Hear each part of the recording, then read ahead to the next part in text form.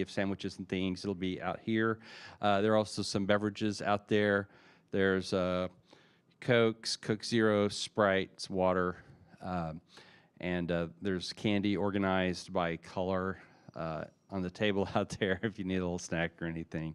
So thank you all for being here. I just want to introduce myself. My name's Kurt Gwartney, and I'm the Executive Director of Freedom of Information Oklahoma, which exists primarily to advocate and work on transparency in government and First Amendment issues. It's to say it's been an interesting time is an understatement. The last few years, and I think we could even go back longer than that to talk about how it goes. What I'm going to do in this time is focus on Oklahoma, and also focus a little bit on some college campus government issues that you may have heard if you're at the Media Ethics Conference. Some of this may have been covered yesterday, but I just wanted to be sure that we covered that for our audience a little bit here too. So the U.S. Constitution has a Bill of Rights, it's called, and the First Amendment to the Bill of Rights, and I would argue it's first for a reason, talks about freedom of speech and religion. Now, it's interesting because not only have I worked off and on as a journalist since I was 16 years old, and been a public radio news director, and was managing editor of the Ocali at OSU 2 different times. I also have a Master's of Divinity degree and teach at Phillips Theological Seminary in our Center for Ministry and Lay Training. So I've got the journalism background and I also got the religious background, so the First Amendment is my favorite, as you might expect. But the First Amendment, says Congress shall make no law abridging the freedom of speech or the press or the right of the people peaceably to assemble. And it's pretty clear about what it does. Now, what a lot of us don't know is Oklahoma's Constitution actually has language about liberty of speech and press. If you've never read the Oklahoma Constitution, it's a long Constitution. It's a lot. Part of that was it was written later because Oklahoma didn't become a state until 1907. But it has a lot of words in it, and here we go. So Section 222 has the language, and I want to put the exact language up there. Because these are what I would call the First Amendment protections in Oklahoma. And I'm just going to read it. Every person may freely speak, write, or publish his sentiments on all subjects, being responsible for the abuse of that right, and no law shall be passed to restrain or abridge the liberty of speech or of the press. In all criminal prosecutions for libel, the truth of the matter alleged to be libelous may be given in evidence to the jury, and if it shall appear to the jury that the matter charged as libelous be true, and was written or published with good motives and for justifiable ends, the party shall be acquitted. So the last part of that deals with libel law, and it clearly lays out that truth is a defense for libel in the state of Oklahoma. Now, the first part is more about what we would typically think of as First Amendment rights. The Oklahoma Constitution also, I'll just a quick thing about the religion part, and we won't spill on any of that, is it has a fairly strong statement about not using public money or property for what they call sectarian purposes. That means religious purposes. And its wording is actually, I didn't put it up there, but it's really clear, I think. No public money or property shall ever be appropriated, applied, donated, or used directly or indirectly for the use, benefit, or support of any sect, church, denomination, or system of religion, or for the use, benefit, or support of any priest, preacher, minister, or other religious teacher or dignitary as sectarian institutions as such.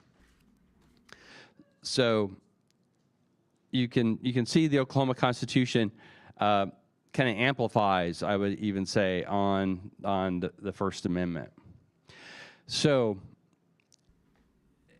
when you think about the First Amendment, it's about government.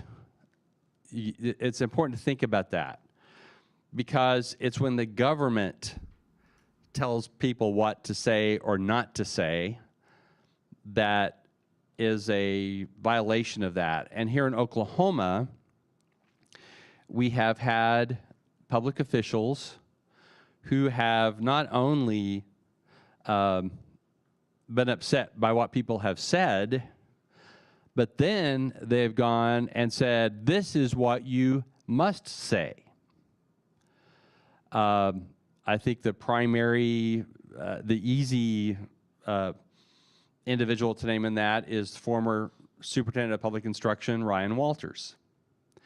Because not only did he get upset and use his role as a public official in the state of Oklahoma to threaten and take action against individuals, especially teachers.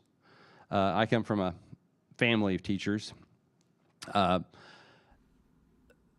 About what they said and how they said it, but then went that next step and said, this is what you have to say. Now, public education, there are some nuances that can get complicated around First Amendment, but freedom of speech does not stop at the classroom door. Bill Stang taught me that at OSU many years ago in mass comm law class. So there are some complications that can come there because they can set standards for curriculum. But really, it's the local school boards in the state of Oklahoma who actually decide on curriculum and what goes on in their classrooms within their school districts. And anytime the government is telling you what they want you to say, I don't think that's free speech. That's just not. And then if the government decides we're going to punish you in some way, whether that's taking away your license to do something, whether that's filing a lawsuit, whether that's pulling credentials that you may have that the state has authority over, whether that's to take your funding away, that's all the government encroaching on the First Amendment. The way the Oklahoma system is set up, so to go back in history a little bit, for State Department of Education. The State Department of Education, the board members used to be nominated and serve terms that would overlap the governor. Okay, the governor serves 4 years, right? Okay. The different seats on the State Board of Education would rotate in and out over, I think it was 3 years.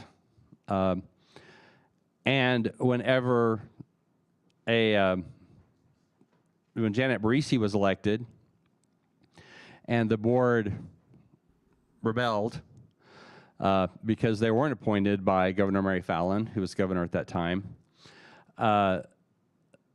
they ended up changing the rules. They changed it. So now the governor has immense authority over the State Board of Education. And that's part of what you've seen happening, recently in Oklahoma, where depending on what how the governor felt you might be as a board member, would depend on whether you got on or not, kind of almost regardless of qualifications and things like that. So anyway, I say that to also point out that when these systems change, there often is a First Amendment component of that. Because if you think about all the board members being selected by one governor in a term, how diverse is that speech going to be from that board? Are we going to get a variety of opinions about public education? Are they going to talk about this? Are they going to have, real discussions on policy and what's best for a bunch of people? Or are they going to all kind of be of one mind on the topic? And I think that's an issue in the First Amendment that doesn't always get thought of as a First Amendment issue, is that it's better to have a diversity of opinions and voices and let them discuss it and argue it out if they, and they don't agree, rather than what we tend to see more and more, in my opinion, which is this kind of, I'm going to use the word unity inadvisably, but in this kind of single voice, because, okay, this is the goal, this is what we're doing. We don't need to hear anything else. We don't need to listen to anybody else. And I think that can be a First Amendment concern. It's also interesting that I was, today I had two instances where the First Amendment was like, I was like, oh wow, great example. NPR did a piece on Morning Edition today, and I'm gonna get that and play that at lunch, probably, if I can find the, I couldn't find it earlier this morning because I don't think it's been posted yet. But anyway, it was very good on the First Amendment. But the other thing is, as I was bringing stuff in and out of this building from the parking lot, I had a gentleman say, would you like a Bible? And he had a Gideon shirt on, which that's an organization that puts Bibles in places. And why can he do that? First Amendment. And he's combining two things, both parts. Because he's on this is a public university, so he has there are rights he has to be on the campus, and he also has the right to offer Bibles to people at random. And I thought, well, that's a great encapsulation of the First Amendment. Also, when the government tries to control the way messages are delivered, we have a lot of different ways we can do that now that didn't exist, 30 years ago, 20 years ago. But still, the government can make it easier for a message to be delivered and make it harder for a message to be delivered. In Oklahoma, newspapers have some tax advantages that some other companies don't have. They've lobbied for that. They've worked to keep those in. But that's something the government has given, and that also means that's something the government can take away. Now, the state legislators who pass those laws, they also know that keeping if they have the local newspaper, in their area, news entity that's printing, keeping them on their good side is a good idea. So that's one of the reasons that happens. But as journalists, as the newspaper industry declines, there are fewer of them, they have fewer subscribers, that may go away at some point, especially if somebody gets a bee in their bonnet about the way a newspaper was covering a particular issue that they didn't approve of or like, then they will, there's a chance that at some point the government will take that away. Nationally, we saw this, I think, with some of the late night comedians, Kimmel and Colbert, both having their shows. One's back, but Colbert's in their last year, And part of that was because something the government can give, which is approval of a merger of major media companies, the government could have taken that away. And while that wasn't a direct line in the case of CBS and the Colbert Show, that certainly seems like that was the case. I would make that argument. But anyway, so anytime the government does give something, allows something, has authority over something, they can also take that away and change that. One of the other things I want to challenge us to do is to, there's some misunderstandings sometimes about, like saying free speech has no limits. There are limits on free speech. The standard one that people talking about the First Amendment will often say in freedom of speech is you can't yell fire in a crowded theater. Okay, well, yeah, can't do that. But what about having a protest on your campus because you think the Palestinians are being killed as part of a genocide? Can you do that here? Maybe. Probably. Would you be more comfortable doing that on your college campus or on a street corner in downtown Oklahoma City? Yeah, street corner, right. Why is that?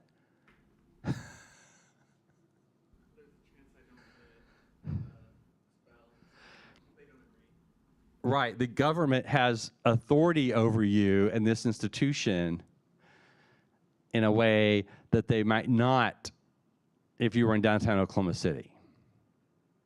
Yeah, right. And that's a concern. It's like, so where does that is the public entity, whichever it is, whether that's university administration, city government, are they clear about what their line is? In most cases, that is if things are violent. Now, we've also had cases where violence starts on the government side, and then there's a violent response in return. That can be tough during some of the Black Lives Matter protests and marches in Oklahoma. There were, I saw that one time in particular, just with my own eyes. But the government can, again, incite violence sometimes by their actions and their response to speech. Threats can cross that line. For example, where I work, my day job at Phillips Theological Seminary in Tulsa, we're having, for LGBTQ History Month, which is October, we have a speaker coming in, have this great artist, Two-Spirit Indigenous artist. It's a great art exhibit. Anyway, our Facebook event for that has been receiving a significant amount of hate. We have had at least 3 threats that myself and the VP I work with decided were credible. One, I have the 18-wheeler. We can drive it right through there. This should be held on a military firing range. Were 2 that were, of concern, Another person, their Facebook handle name was No Quarter. And No Quarter can mean a couple things, but historically, No Quarter means that in a conflict like a war or, typically it was used in terms of war, that you kill the enemy. There's no quarter. You kill everybody.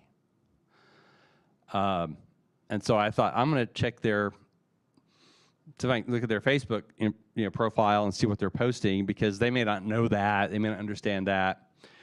And it was so interesting because the banner on their page, they're selling eggs. They have like eggs that like a stand that local people, and their Facebook posts from not too far back, I mean like 6 months ago, were about, do you have eggs? Oh, we have these many eggs out. Come go get the eggs. And then after Charlie Kirk's killing, it got worse and worse and worse. So I turned that in as a credible threat because, again, this individual, something has happened that their demeanor online has changed. Did you contact local law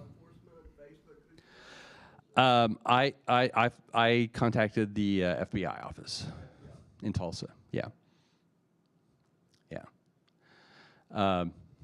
And actually, one of our board members who has done a lot of work has a trans daughter that has gotten some national attention, has been mentioned in some books, and they have had threats, and she's the one who actually advised me to go to the FBI. Yeah. But so threats, that's another thing.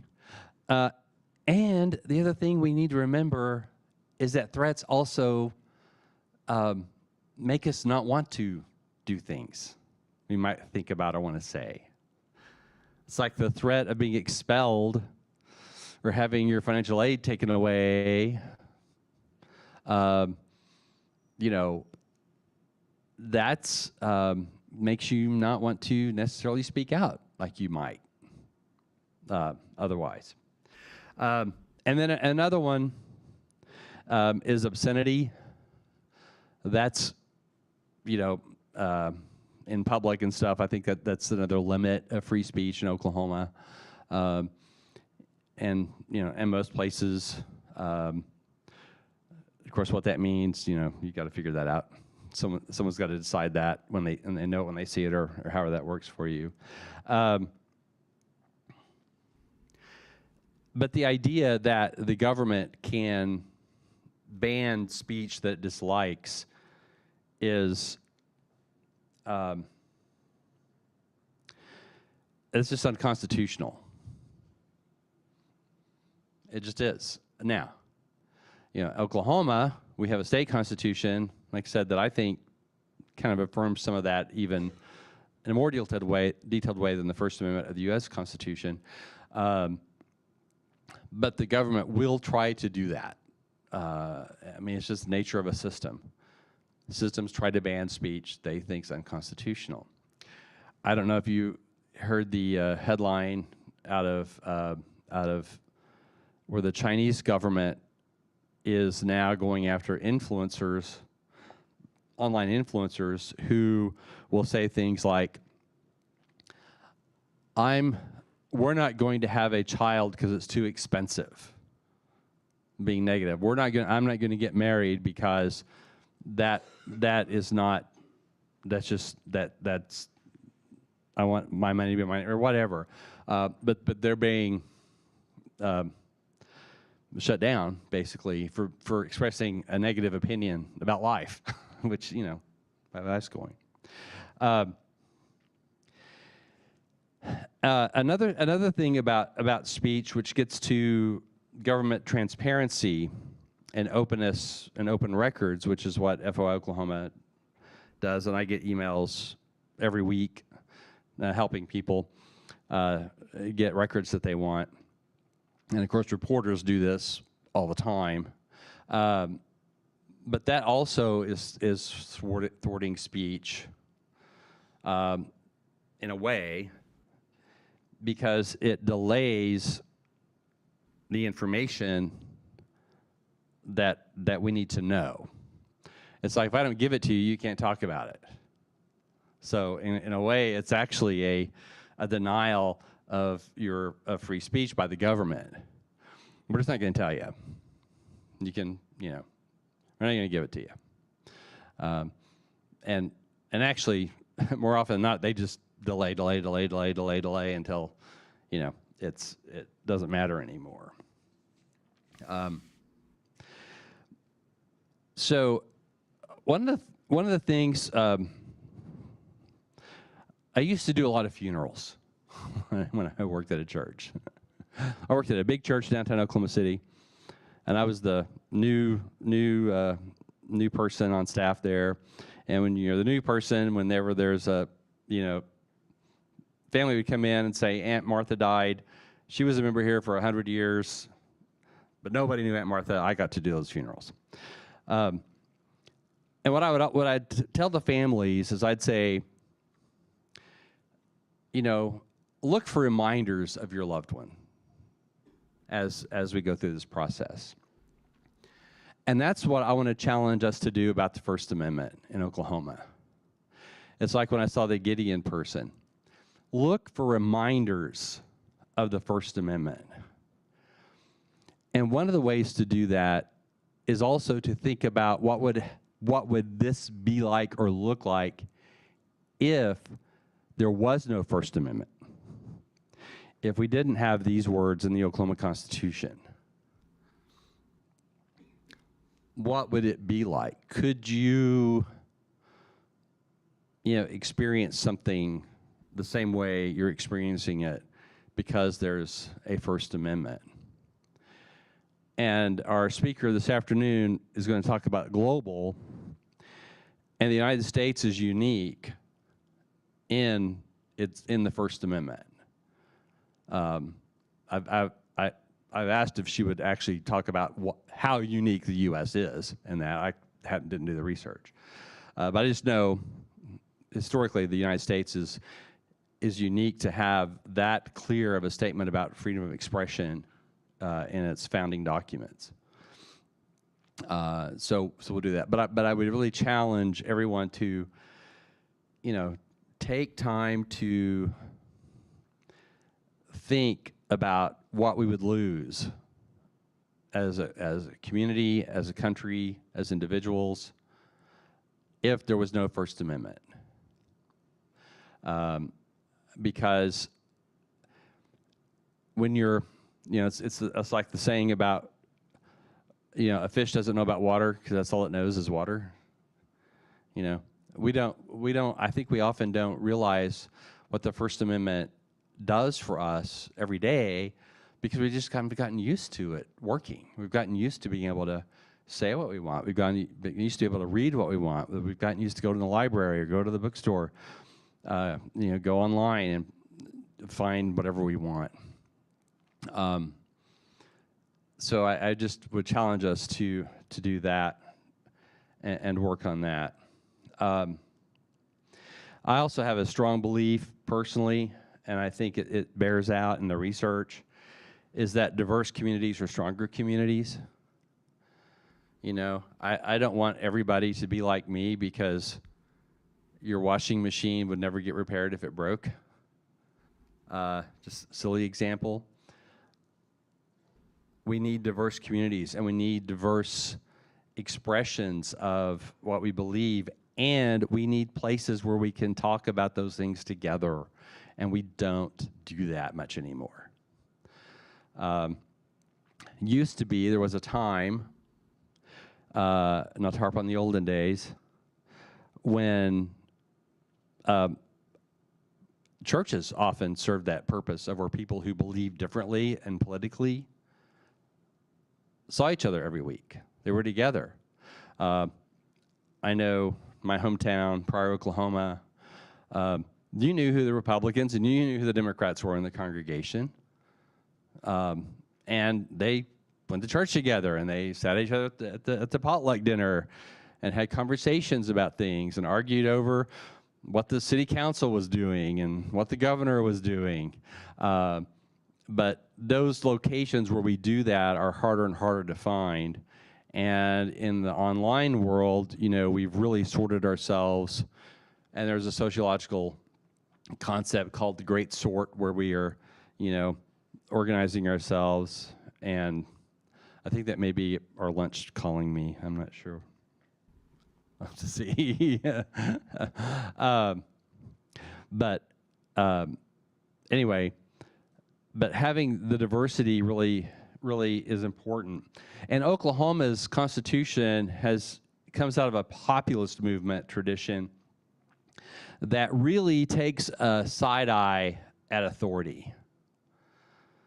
So when you read the Oklahoma Constitution, you'll get that sense that it's pretty suspicious of power and tries to limit that in some way. Some of that's been undone, and there are efforts right now to do more of that. There's this possible state question coming up about how initiative petitions are done in Oklahoma, and that's a big, I think that's a big freedom of speech issue, because the way, I'm gonna have to get this because I'm pretty sure this is probably. Hello, this is Kurt.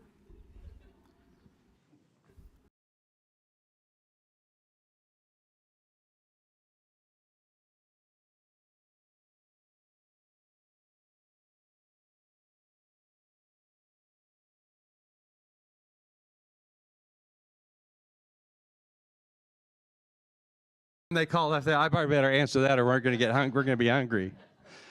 Yeah, you never know.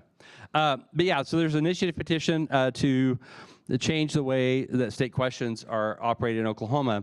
And the Oklahoma Constitution, again, if you understand its populist roots, it wants the people to be able to change law, to change the Constitution. So that's definitely something to keep an eye on. There's another state question, I can't remember the number, that would open the primaries so that everybody would vote for whoever you wanted in a primary. It wouldn't be like the Democrats vote in the Democratic primary and the Republicans vote in the Republican primary. And part of that movement is, again, it's about free speech, because you're disenfranchised. In other words, there are places you could live that you would never get to vote for somebody in a general election who you would think would be good. Like they just don't, they're not going to be, yeah, they're not there. The number of state legislative races that are unopposed is crazy high in Oklahoma. And guess which state has one of the lowest voter participation rates in the country? Woo! Oklahoma. So again, think about that from a First Amendment lens, from a free speech lens. We all hear about voting, about power, about influence, but ultimately that vote is a clear practice of your free speech, because you are actively participating in the political process in a way that actually will make a difference if the rules aren't set up in a way that limits your ability to make a difference. So keep an eye on those things coming down the way. And the other thing that limiting speech does, I really think, and I think this is really important, limiting speech limits truth. And the idea that truth is yours and not mine, yeah, no. There are things that are true. And we have created a culture that seems to have more trouble with that these days. When I was a news director at KGOU, I had my on-air folks. I would not let them say, they would say it sometimes, but the rule was you do not say sunrise or sunset. Why? Why would I say they couldn't say that? Because the sun doesn't rise. The sun doesn't set. The earth revolves. So, and it wasn't just to be, picky old news guy. it was to cause them to think about words they say and reflect on, is this really accurate, or is this just something I repeat and say all the time? And that was that. That's kind of that viewpoint. It's like, yeah, you can, yes, the sun. If you said the sun appears to rise, you're accurate, but really the sun doesn't rise. The earth revolves, unless you believe it's flat. But that's a whole nother. That's a whole nother lecture. So I was gonna wrap up at 15 till, but we may go just a little bit longer because obviously our lunch is not here yet, but will be soon. So the other thing about the First Amendment, which is true of pretty much all your rights, if you've had a class and you've talked about copyright and copyright law and that kind of thing, one of the things about copyright is if you don't defend your copyright, you lose it over time. So in the olden days and even now, you will see companies that will run ads, saying Kleenex is a registered copyright of international paper. Do not use Kleenex unless because it's a copyright, registered trademark and copyright. But the First Amendment's that way too. If you don't use it, you'll lose it. If you don't take, and it can be a risk, it can take courage, but if you don't use it, you will lose it. And I think we have, I feel like in Oklahoma, that there are times that I know I've been in situations where I have honestly felt it would not be safe for me to say something I wanted to say. Just, Now, you got to be safe, got to be attentive to your safety. But then I have had thoughts about, well, could I have found a place and a way to say that? Yeah, too much trouble. But we need to be attentive again to where the First Amendment, where we see that happening, how do we think the world would be if it went away? Look for those, think about those things, and then find those spaces and places where you can exercise your First Amendment rights. I was talking to some folks outside there just a little bit ago who are doing that. They're doing it. The independent view. And, that takes a lot to step up and say, we're going to exercise our First Amendment rights. We're going to have the control of the production of our product, of our news, of our messaging, and we're going to stick with it. And not to get into a whole nother point, but one of the most valuable lessons I ever learned in all of my higher education, training, learning, experience was in a class called Elements of Persuasion at Oklahoma State University. And the thing that the instructor said and made a believer out of me was that logic is the least effective form of persuasion. Logic is the least effective form of persuasion. And throughout my journalism career, I've learned that's true. But, and here's what I'm going to leave you with. Storytelling, not story as in falsehoods, but good storytelling is highly effective in persuasion. And that's, I think, where I want to leave us, that knowing that many of you are communication students, communicators, is that effective storytelling really is one of the best ways to shift, to inform,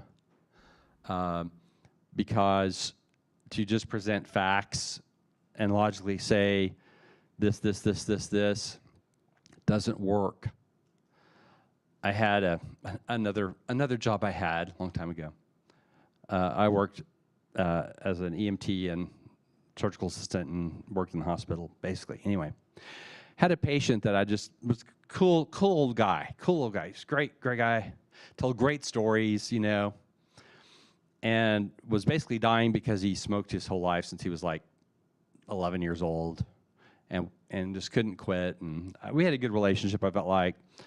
And so I went in and I said, I know how I could get this guy to quit smoking, because he's kind of tight with his money.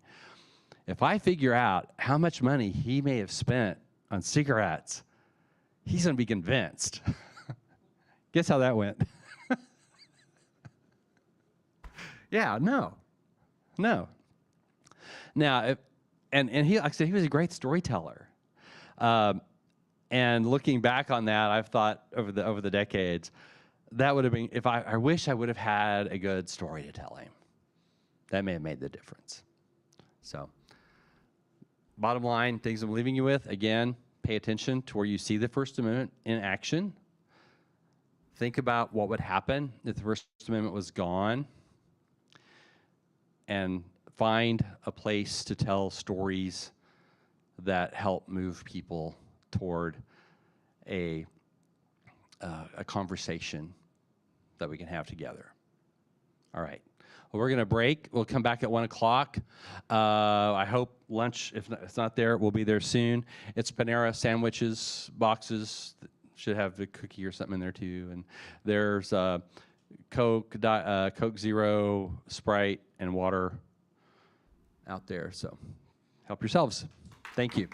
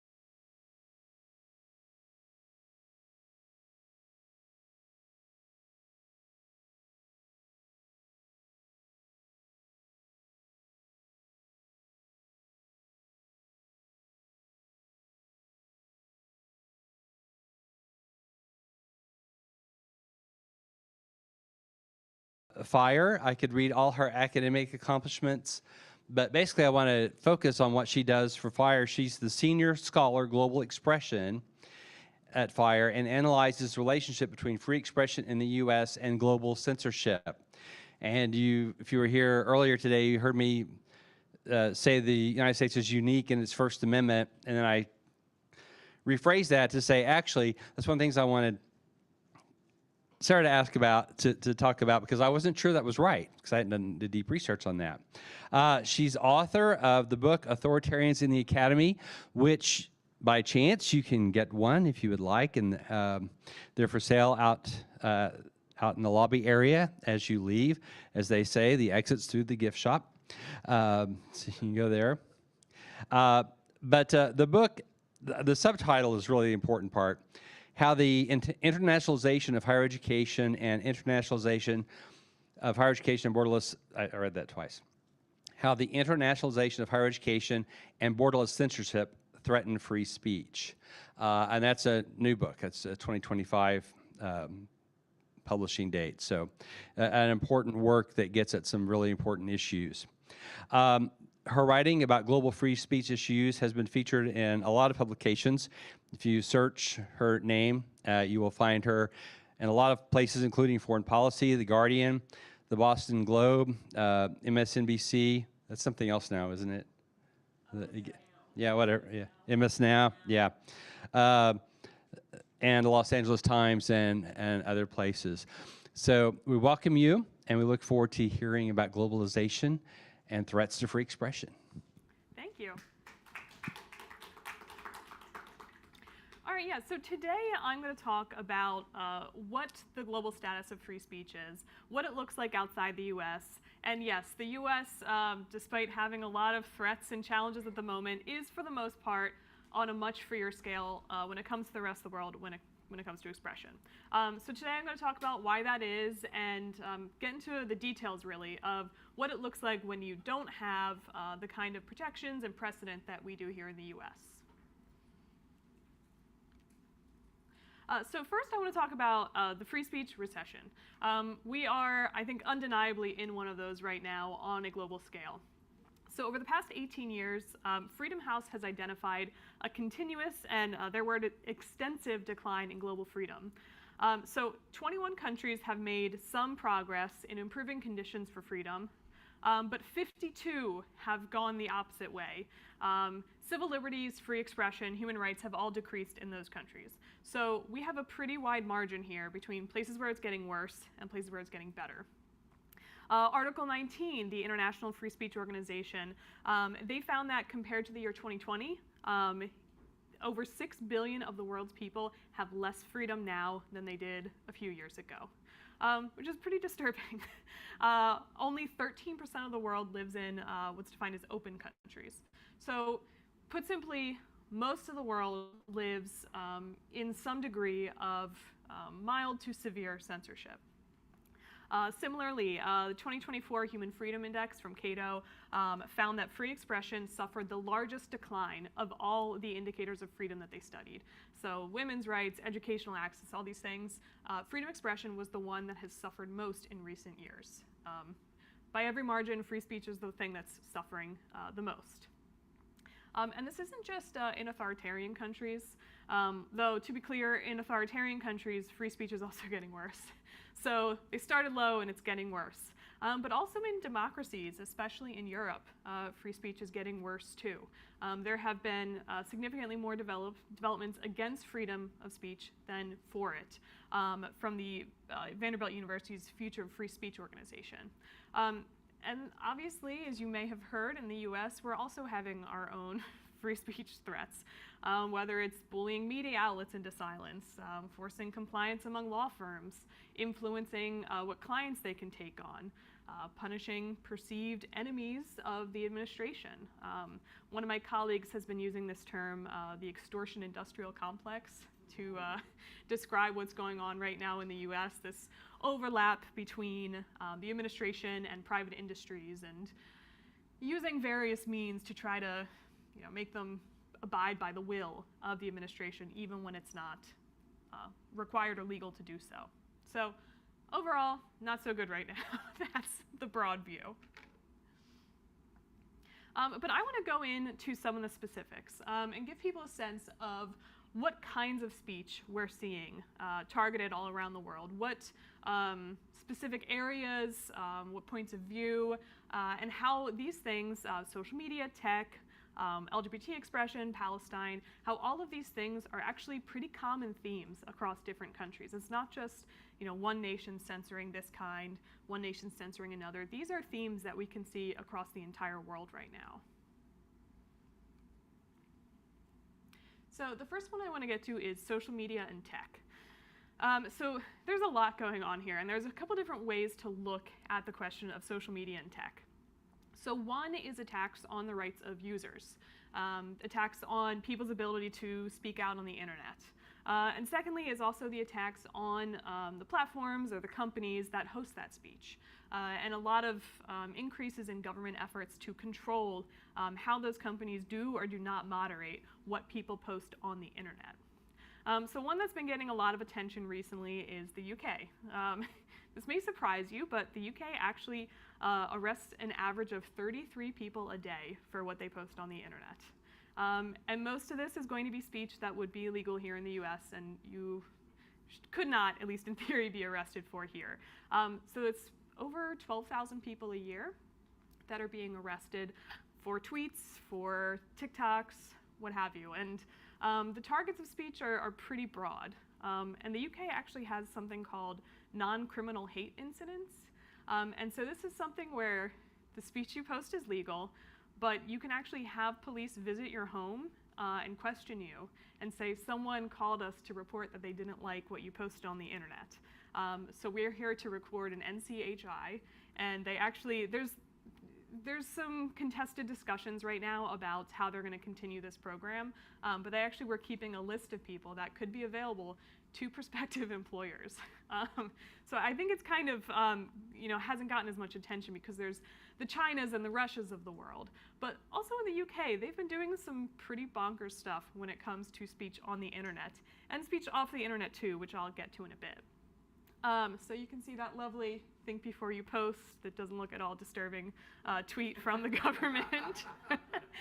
But there was also another thing. They actually threatened US citizens last summer. They claimed that they were going to be reviewing and investigating speech from further afield on the internet when there were some riots in the UK last summer.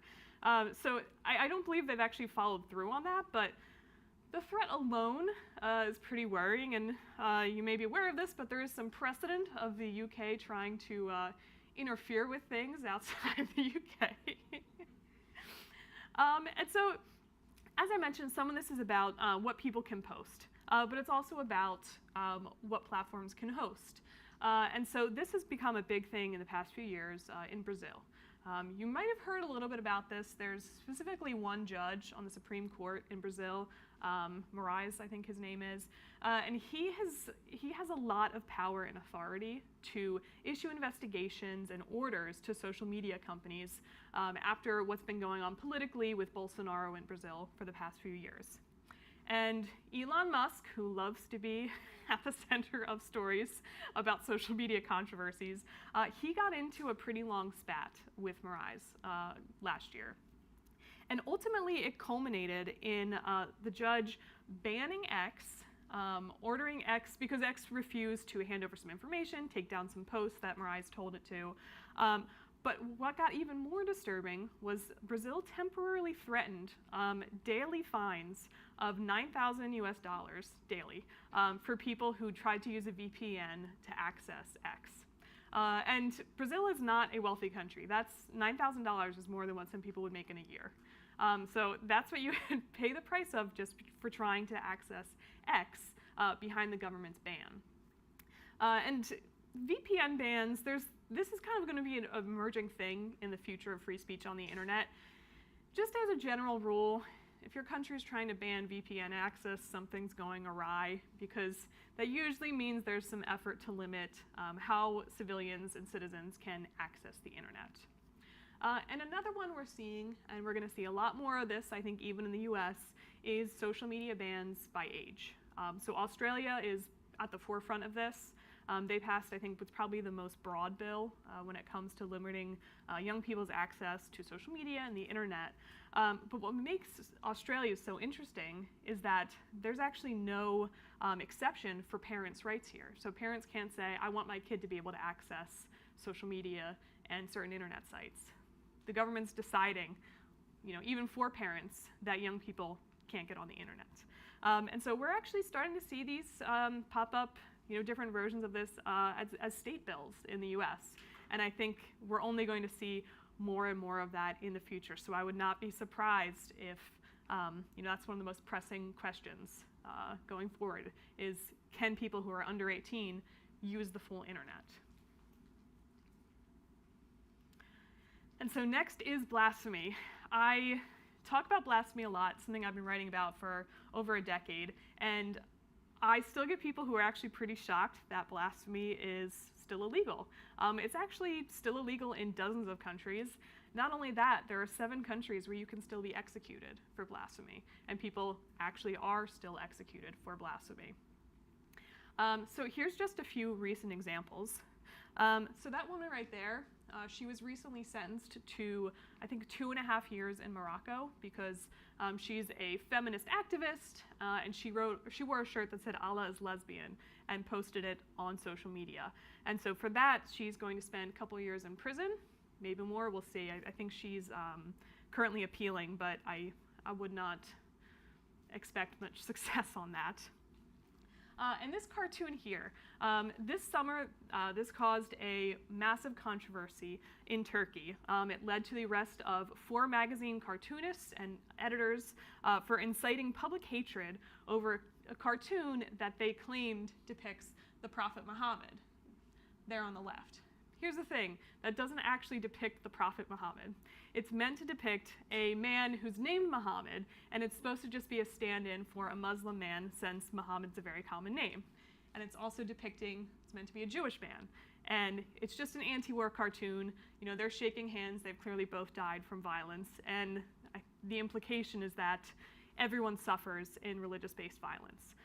But because someone was named Muhammad and some people misinterpreted that as Muhammad, people may indeed spend years in prison for publishing this cartoon. There was ultimately actually a mob that tried to break into the magazine studio over this. There was violence. It was terrible. And to a certain extent, it's possible that Turkish police felt that they had to act just to do something in response to the mob violence. Because there's actually a pretty big correlation between countries that have blasphemy laws and countries that have blasphemy-related mob violence. In Pakistan, for example, there have been, I think, dozens of people that have been executed by mobs in recent years simply for just being accused of blasphemy. So nobody ever has put them on trial, investigated the evidence. The accusation alone is so disruptive that people actually end up being regularly killed for it. And that's actually the case as well in Nigeria. There has been a lot of mob violence recently and a few executions in the past couple of years. But it's not just speech about Islam that can get people blasphemy sentences. There was a woman in Indonesia who, she was a really popular TikToker, and she had long hair, and someone insulted her and said, you're a man, cut your hair. And so she held up a picture of Jesus, who's often depicted with long hair, and said, oh, should he cut his hair? And so for that, she was sentenced to prison for insulting Jesus and Christianity. And so Indonesia is one of the places where they also do prosecute blasphemy offenses against Christianity, and Poland is as well. Also sometimes Spain and Italy, but Poland has some of the more severe blasphemy prosecutions against anti-Catholic speech. So political insult, this is a common one. You will be shocked to learn that politicians like to use the power they have to punish people who say things about them on the internet. So the place where this is absolutely the worst, Thailand. Thailand has a law called lèse majesté, which is quite simply a ban on criticism or insults to the monarchy. There have been people who have recently been sentenced to 50 years in prison for lèse-majesté, for posting things about the Thai monarchy on the internet. So you have people who are in their 30s who are going to die in prison because they said the king sucks or something on Facebook. And there's actually someone who, in total, his charges are at 59 years because of various lèse-majesté sentences. So imagine that, almost 60 years in prison for saying something about a king. But it's not just Thailand. In Italy, for example, Brian Molko, who's a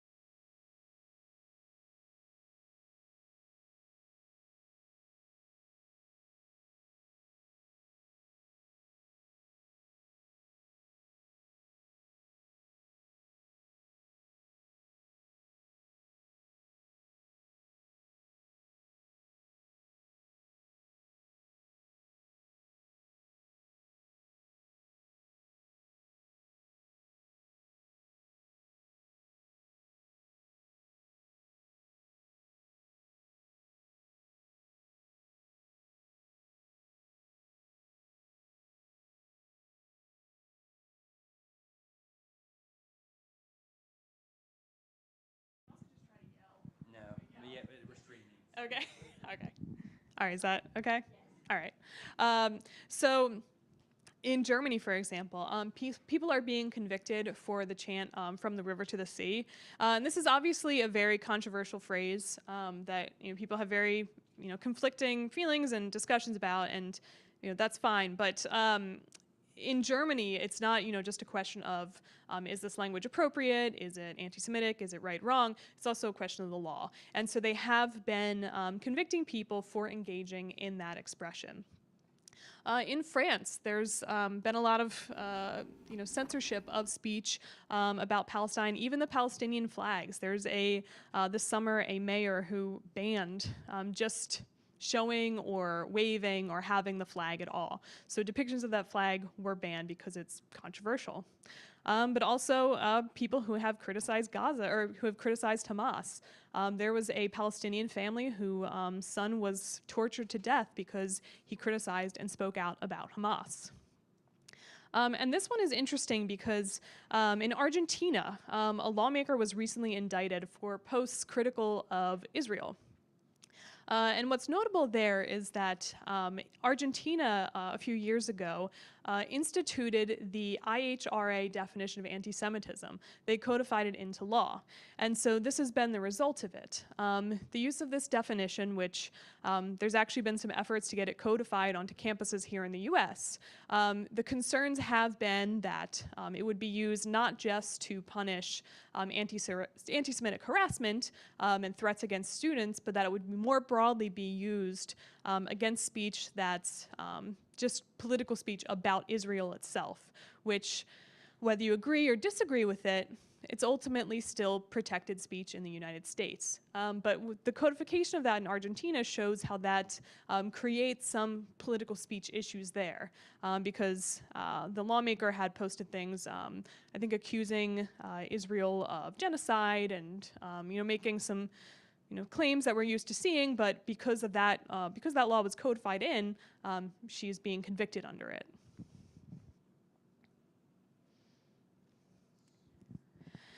So national security. So this one we're seeing all around the world. It's kind of one of the classic standards that governments use to target their critics, because governments do have some latitude to engage in conduct to protect the country's national security. But what we're seeing is that they're using that justification for much more than just terrorism or things like that. They're also just using it to target speech that the government doesn't like. So one thing that's been very fascinating here is what's been happening in the UK with Palestine Action. So Palestine Action is a group that this summer was banned in the UK. They were banned because they had been involved in a protest where they were dumping paint on military planes. So that's obviously not free speech. That's vandalism. You can get in trouble for vandalizing government property. But it's become about much, much more than that. So the group itself was banned under UK's anti-terrorism statutes. And now people who are going to protest and saying, they've been holding signs that specifically say, I oppose genocide, I support Palestine Action. And that too is being treated as an offense under the UK's anti-terrorism laws. And so they're saying that just supporting a group that the government banned is itself terrorism. And so in the past couple of months, I would say we're probably nearing at least a few thousand arrests of people who have done nothing more than hold signs that say, I support Palestine Action. And I was reporting about it this morning, actually, and it's reaching what I think are truly absurd heights. So there was a magazine that was reporting on the Palestine Action arrests, and on the cover, they had a photo of the signs that people have been arrested for. And a man was just arrested this week for holding that magazine cover up in public that showed the signs that people have been arrested for. So it's legal to print the magazine, it's legal to buy the magazine, it's not legal to hold the magazine up in public. And what was actually even more disturbing is that a woman was arrested for holding a sign that said she opposes the ban on Palestine action. And so that's very clearly just criticism of government speech. She's not saying, I'm a member of Palestine Action, I support it. She's just saying she opposes the government's action there. And she's been arrested. And so what's been happening with Palestine Action, I think, has been one of the more disturbing free speech stories of the past couple of months. And the government is not really admitting that this has gotten out of control. And so I don't particularly expect it to stop. And just this past weekend, the Home Secretary granted police new authority to essentially ban these protests, saying that there's a theory they're using is that the cumulative disruption of these protests is so much that the government can just say, you're not doing this anymore. We're not allowing you to do this. So that's been one of the most interesting, I think, national security led censorship efforts in recent months. But there's also been an ongoing one in Russia, which I alluded to earlier. And so last year, listen to this number, we hit the 10,000th arrest for discrediting the Russian army since the Ukraine invasion. So think about that time period, 10,000 arrests under a national security basis for discrediting, criticizing, attacking the Russian army. And they've used that justification to silence essentially any protest or criticism of the war, because they're saying that speech undermines the war effort and it undermines Russia's national security. And I'm not sure how many of you were here yesterday, but I spent some time talking about Hong Kong's national security law. But this has been one of the most effective and extensive national security-led crackdowns in recent history. And it has essentially destroyed civil society within Hong Kong. It's even hit churches. Priests have been warned that they have to report national security violations that are reported to them in confessionals. So there's no lever of society which have been unaffected by this. It's higher education. They forced universities to remove all evidence of the Tiananmen massacre, because in Hong Kong there were still statues and commemorations of it, all gone. The media, it's essentially depleted completely within Hong Kong, and even foreign media outlets have been under a lot of pressure to leave Hong Kong because it's not really safe to be a reporter there.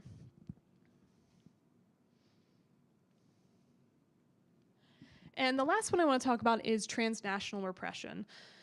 So for anyone who doesn't know this term, transnational repression refers to governments' efforts to censor speech outside of their own borders and use extra legal methods to try to silence speech about them around the world. That can include using Interpol and issuing notices to Interpol saying, oh, you have to, to be clear, Interpol is supposed to be used for, drug traffickers, murderers, things like that. But countries like Russia have been trying to use Interpol just to arrest journalists and people who have criticized the Russian government around the world. Transnational repression also looks like assassinations. There have been some countries like Iran that have attempted, sometimes successfully, to assassinate people outside their own country. And actually, that almost happened here in the United States. A couple years ago, there's an Iranian journalist, Masih Alinejad, who has been in the US for some time. She fled Iran because of suppression there, and men have actually tried to kill her at the Iranian government's order. And this has happened multiple times. She's faced multiple death or murder attempts and kidnapping attempts. Also in the US, you may remember this in 2017, when President Erdogan from Turkey was visiting the US, Erdogan, who's been operating his own crackdown within Turkey, he actually ordered his security team to beat up protesters in Washington, D.C., who were peacefully expressing their rights. Some of them were sent to the hospital, suffered concussions, brain damage, things like that, because of the violence from Erdogan's security guards. And I don't know exactly why. Nobody knows the full circumstances, but about a year later, the charges against that security team was dropped. And the next day, our Secretary of State at the time, Rex Tillerson, met with Erdogan. So who knows what happened there. But it's not just in the US. This is just from a few weeks ago. In Thailand, a well-known gallery removed an exhibit about authoritarianism because Chinese consular members visited and raised objections to criticisms of China in the piece. And the curator of that exhibit has actually since fled Thailand because he's under the impression that the Chinese government intends to have Thai police arrest him and perhaps extradite him, because this has actually happened before with Thailand. They have extradited people at China's request who have engaged in speech critical of the Chinese government. And here's a pretty disturbing one that's happened in the past year in the UK and also in Australia. As I mentioned earlier, there has been a lot of oppression going on in Hong Kong, which means some of Hong Kong's activists who didn't want to be in prison, they fled and sought asylum in democratic nations. And so some of those people who moved to the UK, their neighbors have been receiving letters in the mail offering a bounty if they kidnap those activists and hand them over to the Chinese embassy. And that's happened to people who have moved to Australia as well. So it's essentially using the levers of an authoritarian government to target these people, but also to try to get civilians of those countries to participate in that oppression overseas. All right, so what does this mean for us? I've listed a lot of kinds of speech that we see censored around the world. Some of them, Israel and Palestine, national security, for example, we might see some echoes of that affecting speech here in the United States. But what does it mean if the rest of the world lives under mostly severe repression? Well, sometimes that can actually affect us too, with how interconnected the world is.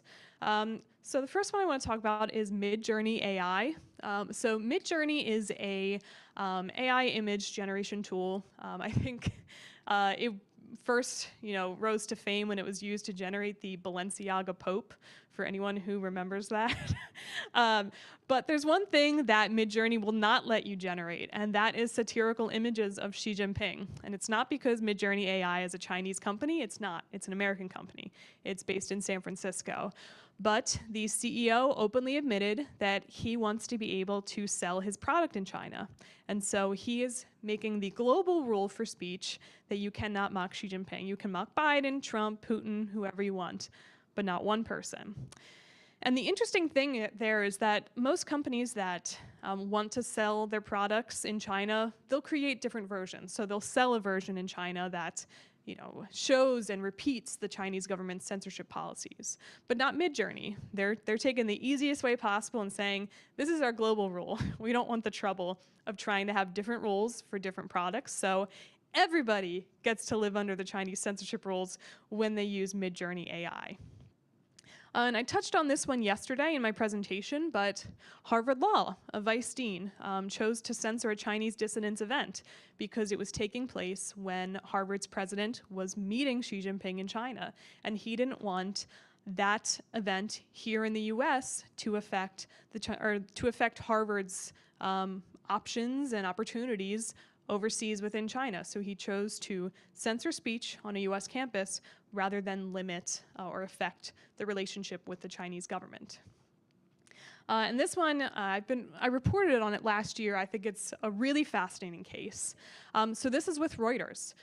There were journalists who were reporting on this kind of scam industry within India. India has one of the biggest scam industries in the world, and it's actually a pretty massive and wealthy arena. But there was a tech CEO there who owned one of these allegedly spammy companies, and he was angry that Reuters was reporting on it. So he sued Reuters, and it went to an Indian court, and the Indian court issued an order to Reuters to take down the piece. And the order was not clear on where exactly the piece should be taken down. And Reuters, which has a lot of employees, offices in India, it didn't want to risk facing some kind of severe penalty for undercompliance. So Reuters took down this story for months, for everyone. And it actually became really difficult to find this story because other people were taking it down because this CEO was using that court order to contact anybody who'd posted about it and saying, you're violating the law, you need to take this down. So there was, as far as I know, only one place that I could find this story available on the global internet. Just because of an Indian court order that has no jurisdiction anywhere outside of India. But when you have a global internet, when you have global companies, it becomes a lot more of a complicated question about where do these laws or where do these orders actually apply, and do they actually limit what the rest of us around the world can see? And this one has been in the news recently with some controversy. US comedians who decided to play the Riyadh Comedy Fest, which I think actually ends today. But as you may know, Saudi Arabia, famed for brutally executing the journalist Jamal Khashoggi, they've been trying to use international events like sports, like comedy, to try to paint a better picture of the kingdom than you might know in the news from perhaps the execution of journalists. And so they have been offering mostly American comedians a lot of money to come to Riyadh and perform. And, fine, that's their right if they want to do it. I wouldn't, but hey, they can decide on their own. But there's actually one of the comedians who was asked to perform who said no. She posted the contract that they had to agree to. And it said you could not offend or insult or bring into disrepute or mockery any person associated with the Saudi government or the Saudi royals. So to make a lot of money, these comedians have been agreeing that they're not going to make fun of some of the most powerful people in the world. And what makes that notable is that's actually going to affect what those comedians can say here. That might change what jokes they perform for us because they don't want to lose access to that money. And we know the Saudi government actually is going to follow through on that because they ditched at least 2 comedians who were, not ashamed to be performing there and who were saying, one of them, I think his exact words were, "Who cares if they have slaves? They're paying me enough to look the other way." And because he violated that contract, he was dropped.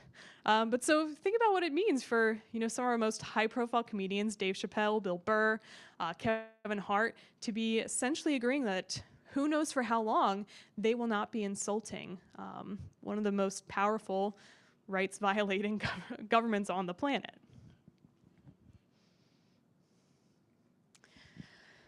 But lastly, I want to talk about what the U.S. policy on this has been. So there's been a lot of attention on particularly J.D. Vance and his comments around the world about European censorship and speech in the United States. And it was especially because in a speech earlier this year in Germany, Vance did quite a long talk about how his exact phrase was there's a new sheriff in town and that they're not going to be censoring speech. And he really went hard at Europe for the censorship that was taking place of, at least in Vance's examples, right-wing expression. And to be clear, Vance is right. There is a lot of problems with European-style censorship, especially on the internet. And I think because it's Europe and because it's not known as one of the more authoritarian or restrictive nations, most people don't really think about it or pay attention to it. But there are definitely problems. However, it's very hard to talk about those problems if you yourself are one of the ones that are creating those problems here in the United States. And so Vance specifically said that this administration would never be targeting people for their speech.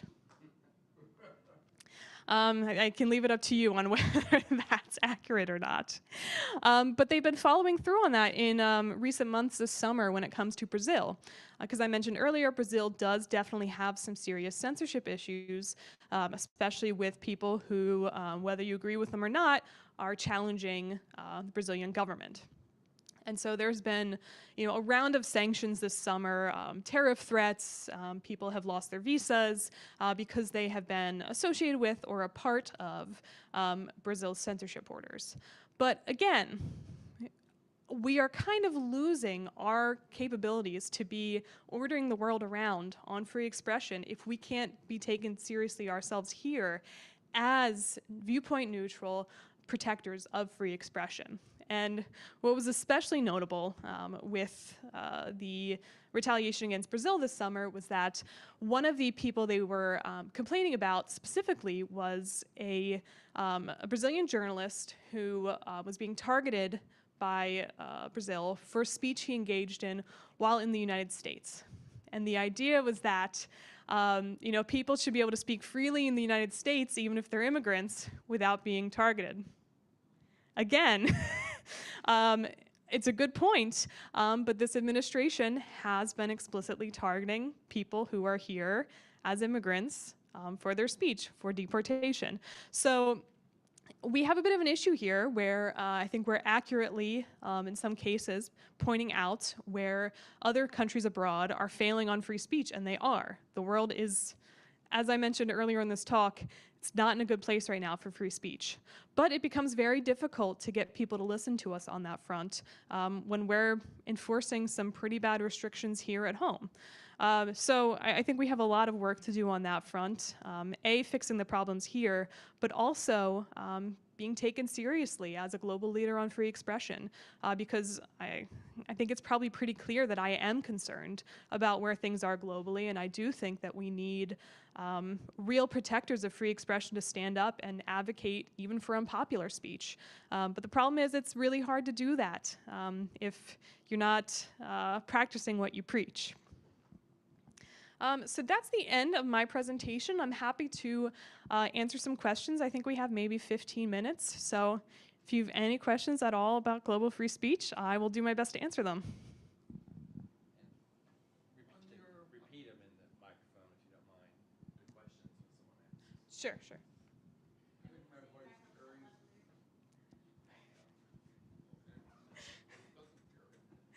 One moment, sorry. We're going to switch up so we can get that one straight. I'll take that one.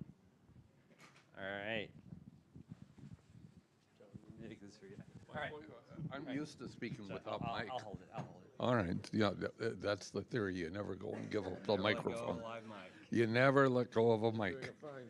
Yeah. So, back to that piece where you, in Argentina, where they shut down the free speech, and I think it was the national security slide that you were on. It was the Israel-Palestine one. Okay. Yeah.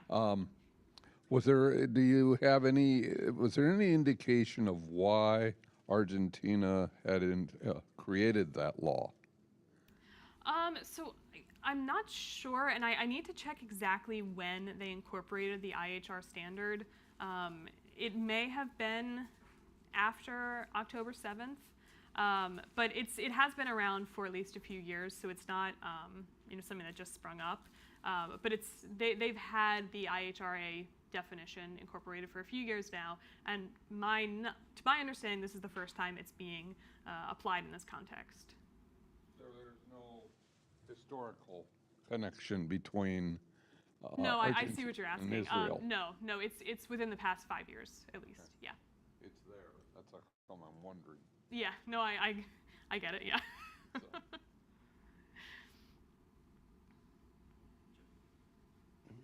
You want to hold it? Okay, excuse me. Wow. Okay. Sarah, thank you very much for coming here. I mean, it's very enlightening what you're saying. I'm going to ask you about there's these freedom indexes that exist, the World Freedom Index, and then there's the Press Freedom Index as well. And they're showing the U.S. consistently falling. We're now, I think, in the 40s. And I know all First Amendment rights go together, but I think when we talk about freedom of the press, do you see a correlation as there's more restrictions on freedom of the press that also affects the overall freedom of a country as well? Yeah, it's a good question. I haven't studied if there's some kind of cascade that follows once press freedom falls. A few years later, maybe other freedoms do. But I do think that press freedom and academic freedom specifically are two of kind of the canary in the coal mine expressive rights, where once you lose those, it's a signal that you're going to be losing more, and that the government is specifically targeting the speech that it finds most dangerous, for example, at the beginning, and then it'll get to everybody else. But I think there probably is some kind of, correlation that would be interesting to study there. Is press freedom a bellwether for other freedoms? I'm curious about the intersection. You had the blasphemy slide.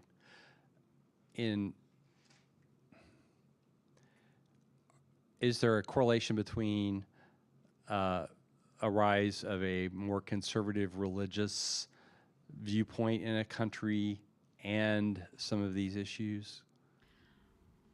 In some countries, I think probably. But it's interesting the way that blasphemy laws kind of hit a few different targets there. So obviously there are countries that have blasphemy laws, and it almost feels wrong to call them blasphemy laws, because in a theocratic state, there is no real difference between political speech and religious speech.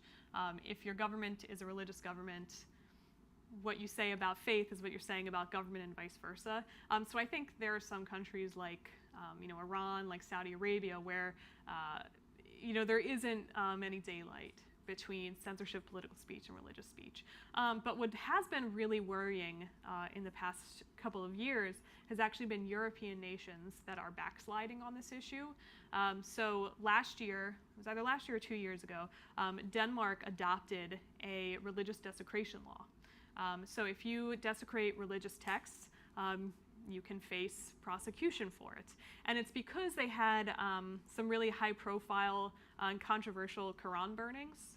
And there were Muslim governments who complained to Denmark, and they said, this kind of speech is actually harming our foreign relations with your nation. And so if you want good relationships with these nations, you should do something about it. And so I'm not even sure if the government necessarily, in some ways I think it's more liberal European nations that are actually pursuing those kinds of restrictions. But some of this can be laid at the feet of, believe it or not, the UN Human Rights Council, which actually passed a resolution a couple of years ago encouraging countries to pass blasphemy laws and to pass religious desecration or religious text desecration laws. So this is actually, believe it or not, we're sort of on a backswing when it comes to blasphemy laws. I would expect to see more enforcement of blasphemy laws even in Europe. And this year, a man was actually prosecuted in the UK and found guilty for burning a Quran. And he was actually stabbed by someone while burning the Quran, and the fact that he was stabbed was used against him in court by the judge, because he said it was evidence of how disruptive this man's expression was, and that the government has a responsibility to crack down on that kind of disruptive speech. So he literally said, because you were stabbed, it just offers so much more proof that you were engaging in disruptive conduct. Leads to another question about how people, it seems to be more and more that people are willing to give up their freedoms for security, for their safety. And I think that's increased the political rhetoric in this country about everybody is dangerous and I'm going to send National Guard troops to protect you. Have you found in your research that that's also true? I think it's a little bit tougher on a global scale, because I think a lot of countries, unfortunately, aren't working from a position of having rights and working backwards. There are some where there's been backsliding, of course, but I think most of them, it's been a longer, at least decades-long struggle of having no rights. But I think, Kurt, it was this morning that you said something along the lines of, it's like fish in water, we don't really realize what we have until we don't have it. And so I'm almost, sounds wrong, but I'm hoping we get to that point here in the US where we realize, oh, that free speech thing was really good. Maybe we should do something about it. Very good. Any other questions before we? Okay, questions back here. Yes. Ladies first. Oh my gosh, this is really weird. Are there any countries that do a really great job of not censoring, and what model do they use to create an environment for that? That's a good question. So there's I mentioned them in an earlier slide, but there's a group called the Future of Free Speech that recently did some polling to see where people feel the most free. And to be fair, that's not the same as which countries have the freest laws. But I think it was the top ones were a couple of Scandinavian countries. It might have been Sweden. But it was Sweden or Norway or Denmark. I don't remember which of the three. But the people there felt the freest. And the US was a little bit further down the list, which is interesting. And I don't know the exact time period when that survey was conducted. It came out earlier this year. But at least it seems like in the Scandinavian countries, there's the biggest feeling of freedom.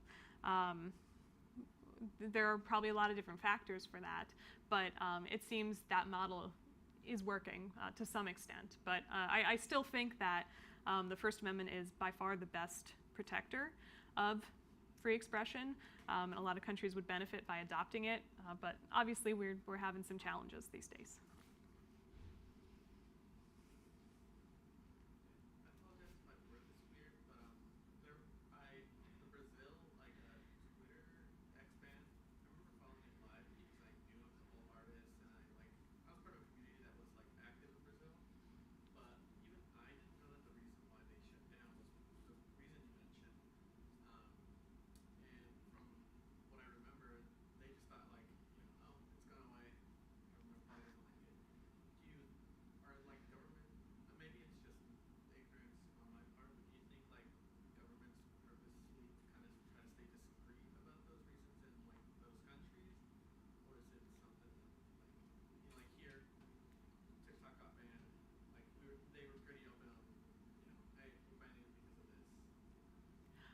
I think it depends on the country. And what's interesting about Brazil is that there's a lot of opposition to what Brazil is doing, but there's, I don't know, maybe 50% of the population who's very pleased with what's happening, because there's, Brazil is very polarized. The election stuff with Bolsonaro in recent years, a lot of people are very angry at what Bolsonaro was doing, and so there actually is some support for the measures that Moraes has been taking. I don't agree with some of them because I think they're deeply restrictive of free expression, but I think Brazil's sort of an interesting case because I'm actually not sure that they need to be hiding what they're doing right now, because there actually is at least some degree of public support for it. So Brazil's kind of an interesting one on that front. All right. Well, let's. It says dead battery now. I just like. Do you want my microphone? Yeah. All right. For the streaming folks recording. All right. First of all, let's thank Sarah for a wonderful presentation, and the context is just so important for us to think about what's going on outside of our own concerns, and to make connections and share those viewpoints across each other. We're going to have a panel discussion next, so we'll get set up for that. So if you want to take a 10-minute break, and we'll start just right after 2 o'clock. Yeah, and Sarah has books. Yes, once again, books right outside, and Sarah will have an ink pen. Sign your arm, sign your book. All right. I'll sign whatever you want me to sign. All right. There we go. Great. All right, we're on break. Somebody lost an AirPod. It was here this morning. All right, I'll put the extra earphone. Yeah, just like.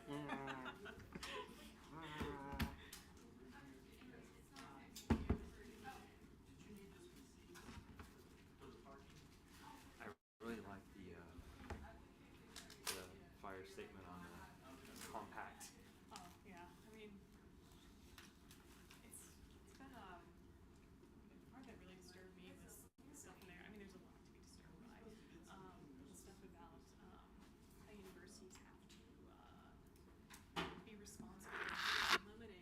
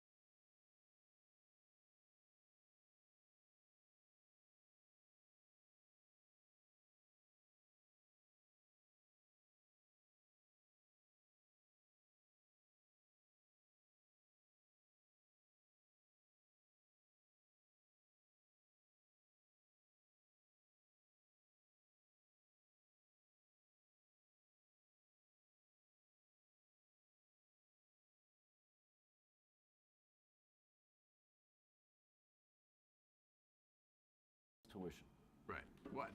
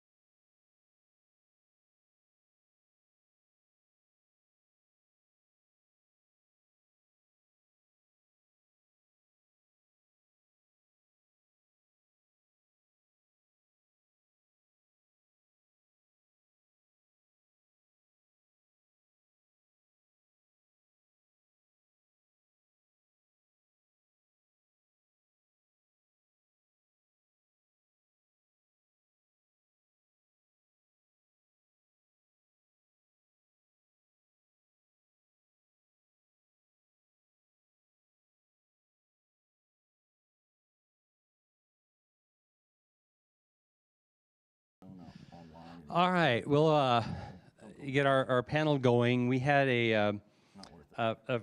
a summit this spring where quite a few of us actually got together to discuss some of the issues surrounding democracy and freedom and how we identified some of the concerns around those topics, and then tried to we came up with some lists of things that we should do better or start doing. And this panel is going to talk about some of those. And so if you just start off, Andy, I'll have you introduce yourself first and just kind of go on down, just a little brief statement about what you do and why you're interested in this topic. Sure. Hi, I'm Andy Moore. I am the CEO of an organization called Let's Fix This. We promote voting and civic engagement in Oklahoma.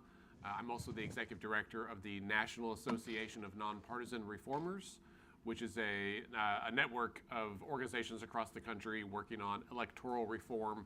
So policy issues like ranked choice voting, open primaries, gerrymandering, money in politics, that kind of stuff. Hi, good to see you again. I'm Cindy Allen.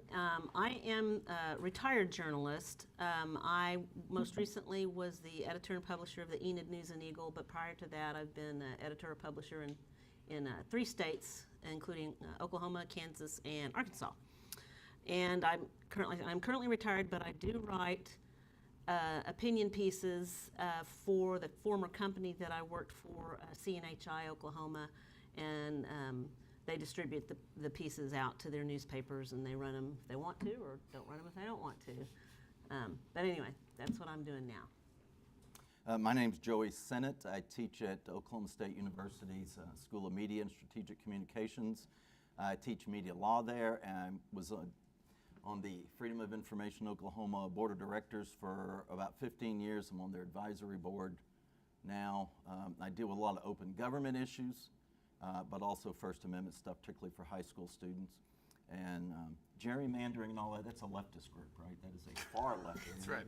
You're worried about money in politics, you must not have any, and therefore you must be a leftist. That's the definition of that stuff, right? Yeah. So, I'm for free speech for everybody. There we go. And I am John Schmelzer, and I'm a professor at the University of Oklahoma Gaylord College. I am a board member of FOI Oklahoma, and I've been here in Oklahoma for 16 years. I'm not a native of Oklahoma, after spending 35 years at the Chicago Tribune.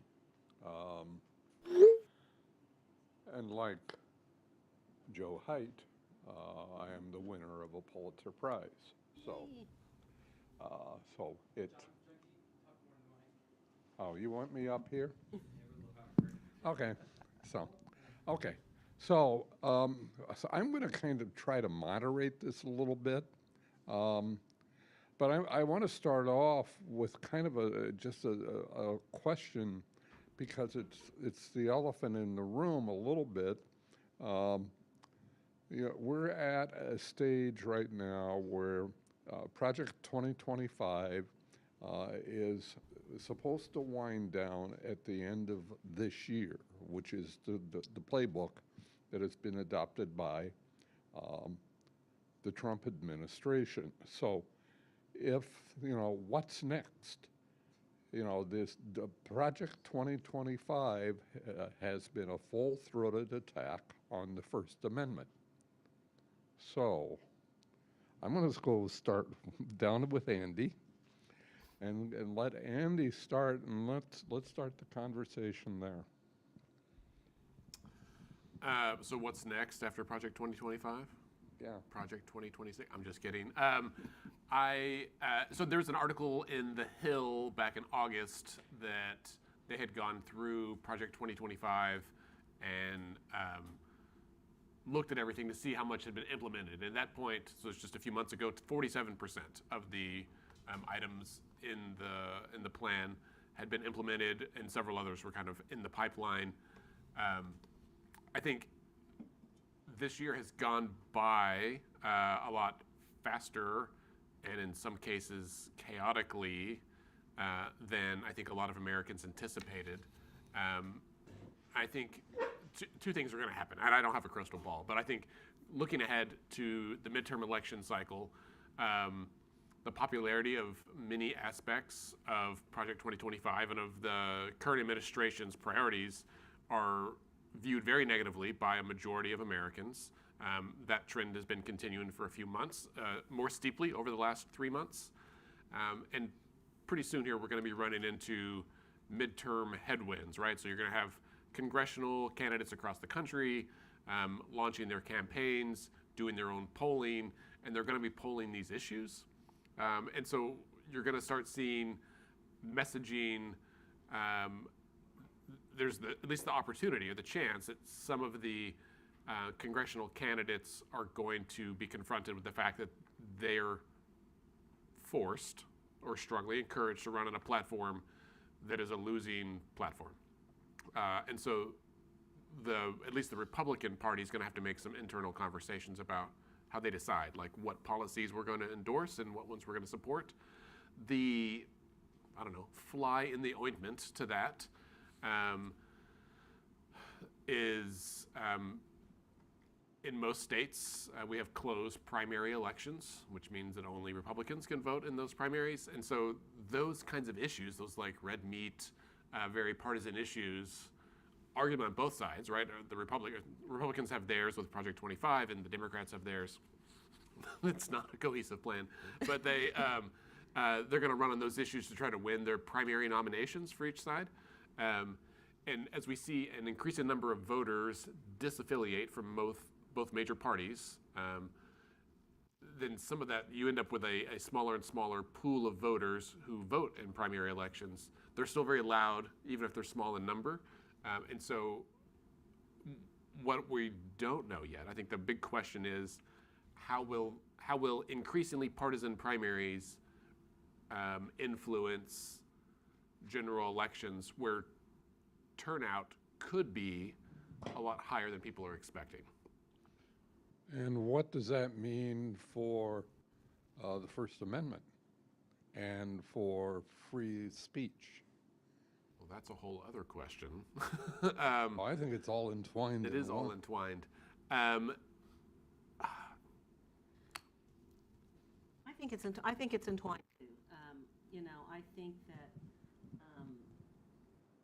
you mentioned that even though some of the politics and stuff that we're seeing and the chaos that people are unhappy with it, I'm cynical that anything's really going to change seriously until it. You hate to make comparisons to Nazi Germany, but because that can be overblown. But it's all about, well, if it doesn't affect me, I'm going to keep quiet about it. No, these aren't. I'm not an immigrant. This doesn't affect me, or I'm not this. It doesn't affect me. I'm not a woman of childbearing age, so this doesn't affect me. But eventually, it's going to affect everybody. And until enough people are affected and really get angry about it and really feel like they have to do something about it, I don't see it changing. And it's just a slow process. I wish it were faster. I really do. But I do think that the freedom of the press and what's going on culturally is very much intertwined, because in freedom of the press and information, we want free expression. We want people to discuss ideas and even politics. We want people to feel safe to talk about why they believe the way they do or the policies that they support. But internally, culturally, not just government, internally, culturally, that speech is being attacked and repressed by the people. So. It's because of ignorance. I talk to my media law students about, the government will do to you what you let them do to you. And that applies to your neighbors as well. And it's because you don't know what your rights were in the first place. That's why this censorship and the attacks on the First Amendment, they're worst in my lifetime. And I was around enough to know Nixon. I mean, I'm getting kind of old now. And this is the worst it's ever been that I've seen. I mean, this reminds me of the stuff I learned about in history books and teach my students. And it works because a basic philosophy is this ignorance becomes, another thing, old saying is, First Amendment for me, but not for thee. So the public doesn't understand, they don't even know. Survey after survey shows they don't even know what the rights are in the First Amendment, just simply what the words are. Well, if you don't know what the words are, you certainly don't understand what those words mean, which is much more than what's written down. And so they just put whatever meaning they want into those words. And that basically boils down to, if I like your speech, it's okay. If I don't like your speech, and by the way, that's from the right and the left. This cancel culture issue starts with the left. Then I don't have to listen to your speech. You shouldn't have your speech. And I think that goes into immigration and all other rights. It's us against them kind of attitude. And it's easy to exploit that by government officials who want to dissuade us from having those important conversations, to having a discussion and allowing each other to say and speak and actually own our government, which is how we're set up. Well, and I think what both of you said, right? It's like there's like a self-censorship element there, that the government doesn't have to make speech illegal. They have to just make it onerous enough, like annoying enough, that people are like, I don't want to say anything because I don't want to ruffle feathers. And I mean, we see that with my organizations, with just getting people to like show up to a happy hour. People are like, oh, that's political. I'm like, we're not talking about anything. We're just having a beer. But people are like, I don't want to do any of it. And so they stop posting online. They stop putting yard signs out. They quit going to civic meetings. Getting involved at the precinct level. Right. How many are censoring their own text messages and emails so that they don't go and criticize? And well, at the university level, when you see universities knee-jerk reaction is to fire faculty or put them under investigation and suspend them for what they just said about, Charlie Kirk, for example, or you watch what happened with Jimmy Kimmel, and that's a chilling effect, right? That's people are intimidated. Why should I stick my neck out and go through this grief, particularly when it doesn't affect me? And me, I'm an old white male. I've got it made in this country, right? I mean, we make all the decisions, so why should I stick my neck out and take on that kind of grief? It's not worth it for most people. And the Times just had a story about what it's like to be in the classrooms at Harvard. It sounded a lot like most of our students, unfortunately. I was shocked and disappointed to see it. But one of the points of the story was students won't talk in those classrooms. Mm-hmm. And most of it is because they're afraid of reprisal, about being even argued with. So they haven't learned how to have discourse, even civil discourse, but any discourse, at the high school level. Because in K through 12 in public schools, what do? Shut up, sit down, shut up, sit in rows, regurgitate what I've told you. You cannot say anything that's going to offend anybody, even though it is blatantly against what the U.S. Supreme Court has said in Tinker, for example, and other U.S. Supreme Court cases about it. Well, that's why they're used to it. They don't want to speak up. They've been told they shouldn't offend anybody. Well, sometimes speech is offensive. In fact, the U.S. Supreme Court said it works best when it's offensive and stirs people to anger.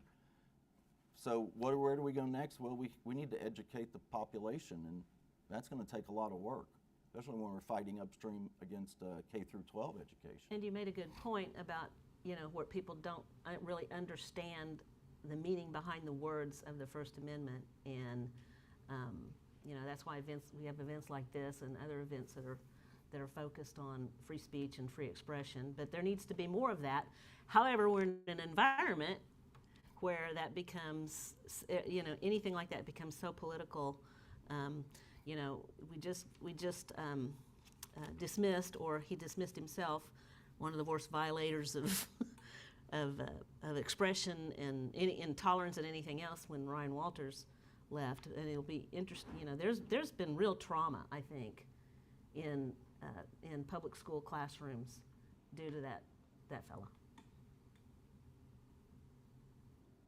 Okay, so let's go and take what Cindy just said about the trauma.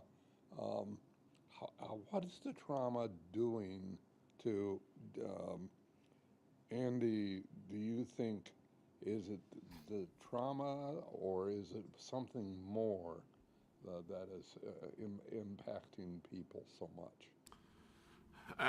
Is it the trauma or something more? I think both. I think to Cindy's point, I didn't even realize myself how we'll say traumatized, how repressed I had been around public education until I read the statement from the new state superintendent the other day, right? And the language that was used was like cool water on a hot day. I was like, oh my gosh, he cares about families and transparency, and I believed him. It wasn't just boilerplate political talking points.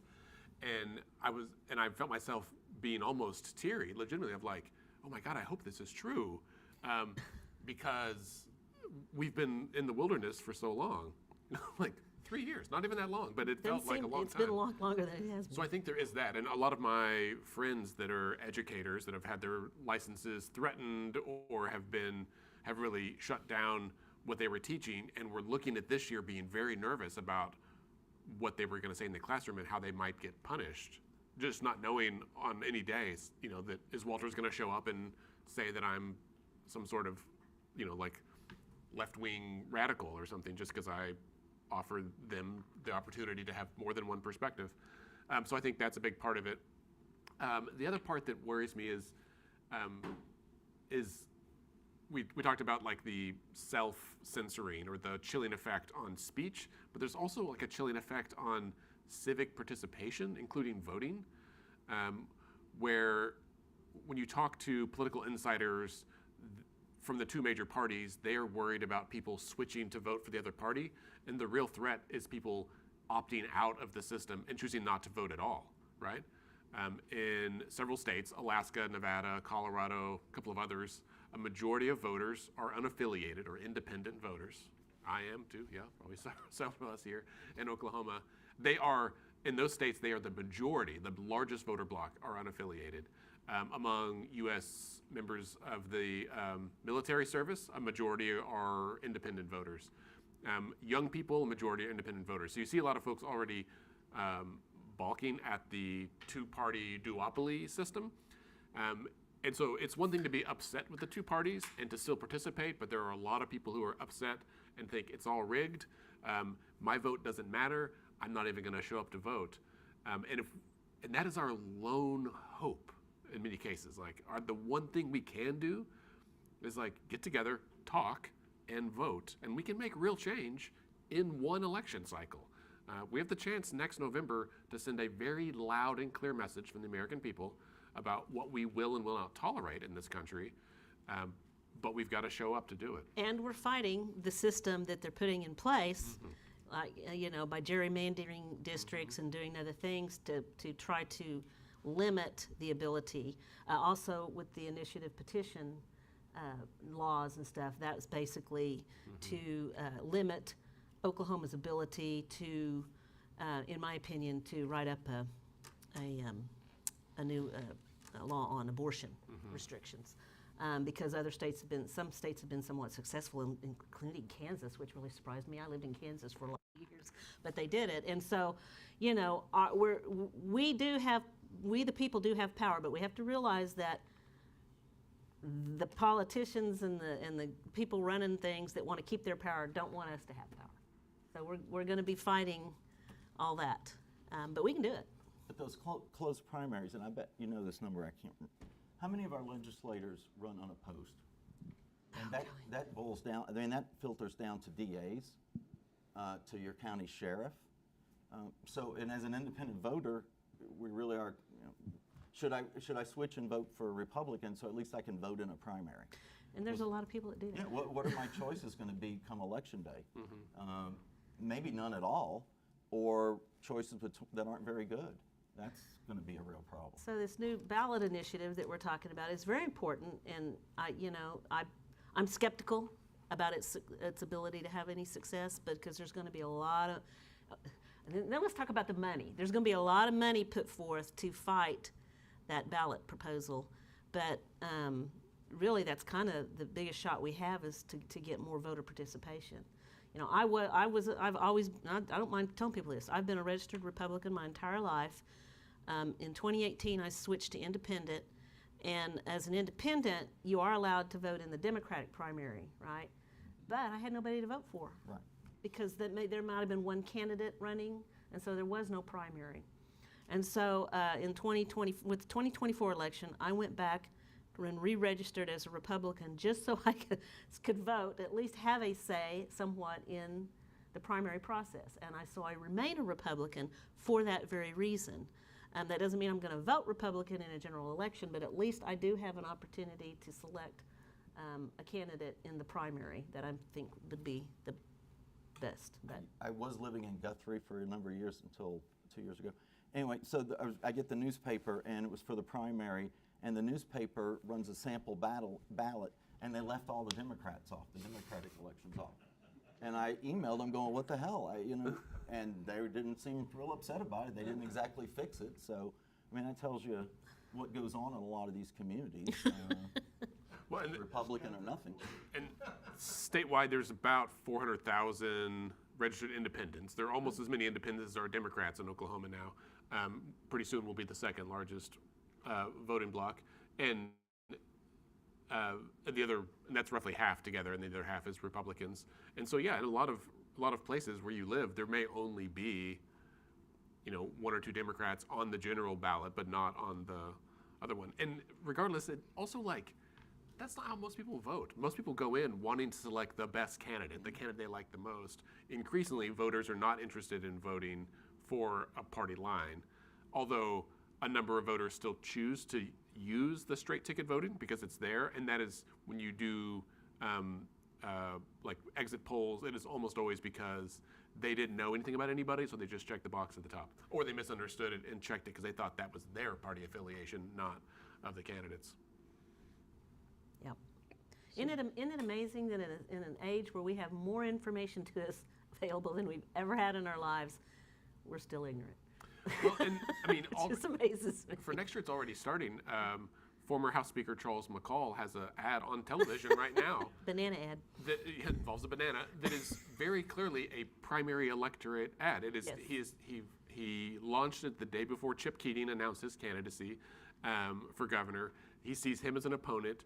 This is it's about a very honestly a fringe issue for that primary electorate, and the fact that he put an ad out 6 months before filing, even 9 months before the primary election, and I'm sure he was trying in hopes that would somehow dissuade Keating from filing, which that was bad politics, I think, but that's a long way out for them to be worrying about a turnout that's going to be 5 to 7% of the total electorate come June in that primary race, real small. Maybe 15 if we're lucky.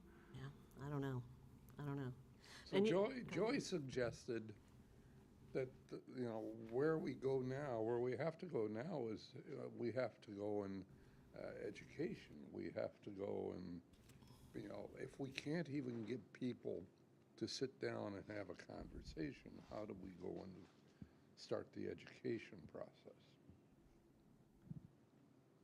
We used to have a program, and I don't know if we still have it on FOI Oklahoma's website. We used to have a bunch of resources for high school faculty, right? And I don't know if I don't think we've updated in a long time, or I'm not running the website anymore, but a lot of effort was put into that years ago by people who cared, and I don't know if we'd have teachers right now wanting to teach those First Amendment rights and go through it. But we got to reach out to high school or middle school or something and their teachers. And our conference, we used to have a First Amendment Congress that was filled with, hundreds of high school students every year. I'm not sure if I were a high school teacher in the last few years, I would have wanted to do that. Especially get up there and listen to me be a radical on free speech at the beginning. God knows what students said to their classmates after that and their teachers. So I understand that, but that's the only choice we have, is to educate. So is this another byproduct of COVID-19 when we put students behind on computers and they had to go and they were at home and they had to go and they never interacted with their peers. And for a year, they didn't have any kind of socialization. And then when they came back, they had to go and wear masks for another year. Is this all part and parcel of that? The high school censorship existed long before COVID. Yeah. And a lot in the university setting gets blamed on COVID. Our students don't know how to do this, they don't know how to do that. A lot of those problems, it may have exacerbated some of them, but those problems existed before COVID-19. I would my agree. impression. Yeah, I mean, the decline in civic education has been decades in the making. Yeah. There's a great documentary out called Join or Die that's relatively new. If you read the book Bowling Alone by, what's his name? I'll think of it in a second. Anyway, Bowling Alone came out 30 years ago. This documentary is based on the book. Robert Putnam, that's his name. He's in the film. It's a really great documentary about why you should join a club and why America's democracy depends on it. But we've seen civic participation in clubs declining across the country and other countries as well. The frightening reality that was kind of described in the last session is that when we see this erosion of civic institutions across the country for decades, it leaves us in a very fragile spot, right? Where people don't understand why the rule of law is important. They don't understand why elections are important. They don't understand how to talk to their neighbor about the things that matter in their neighborhood even. And so we lose this fabric of society in a way that it's the one thing that makes us really strong, right? Is when we're knitted together around common goals and shared values. And when we don't do that, and John, I think your comment is probably on target in this way, that over the last 5 years, that erosion of that social network has been hastened by COVID-19, everyone being physically distant for a long time. And I think it perpetuated what was already at play, but now I think America is in a very delicate spot. When you say participation in clubs, what exactly, what kind of organizations are we talking about? Everything. So the movie does a great job breaking it down, but it's like civic clubs like Rotary, Kiwanis. Church attendance is down. Generally anything. The one thing that's up is like youth sports, which is interesting. And if my kids play soccer, I spend almost every Saturday at the Edmond soccer fields and with other parents. But aside from that, we don't have a lot in common. And we're too polite and don't want to ruffle feathers, so we don't have actual conversations. In fact, I have a ball cap that I wear that says "not political" on it, which I thought was real funny when I bought it, because everyone who knows me knows that's not the case. But I've realized I have so many people say, "Oh, I like your hat," and they like it because they think that makes me a safe person to talk to. And I was like, "Oh, you don't get this as a joke that everything is political, right?" So, Well, the club part is interesting because the New York Times story and the Harvard students, one of the complaints of the students why they didn't go to class, one of the reasons was they were so busy in clubs. Because it's first you got to be in clubs in high school to get into Harvard or your schools, and then to get a job, they thought more important than grades was to show that they were in clubs. So I'm wondering, they do it for maybe they're pay. burned out. Yeah. Well, no, they do it for if it's an absolute reward, extrinsic reward right there. You're going to get something. But once they're done with that, yeah, they're like, the hell with that. I did it so I get points. You may be right. They may be more involved in those kinds of activities as students, but once they get that job and have to work 60 hours, or they start having families and everything gets busy and there's not as much time to do some of those things, because that's, that's what we've seen. I've been a Rotarian forever, and that's what we've seen somewhat with the decline in Rotary membership, which, Rotary membership has always been a big deal. If you're in Rotary, it's because you're a manager or a big blah, blah, blah, blah, so it's always been kind of an honor to be in Rotary, but, those clubs are losing people. They're the older ones are dying and the younger ones aren't coming on, so, and it's just the busyness of our world. The decline of clubs and decline of churches, Yeah. Pew estimated that 20,000 churches will close over the next 5 years. And those are not Catholic churches. The Catholic churches will remain open, but by and large. But they were talking about Lutheran, Methodist, Presbyterian churches are going to close. People are, just drive by any parking lot on a Sunday and you're going to see how few people are in the parking lot. But faith has also become so political as well, and so it's interesting. There are these little churches that pop up. Take a drive on a Sunday if you're not a churchgoer. Take a drive on a Sunday by some of the newer churches that are kind of opening up, and they're not in church buildings. They're like in an old strip mall area or whatever, and look at some of the signage they may have on their it might indicate basically that some of these new churches popping up are all political.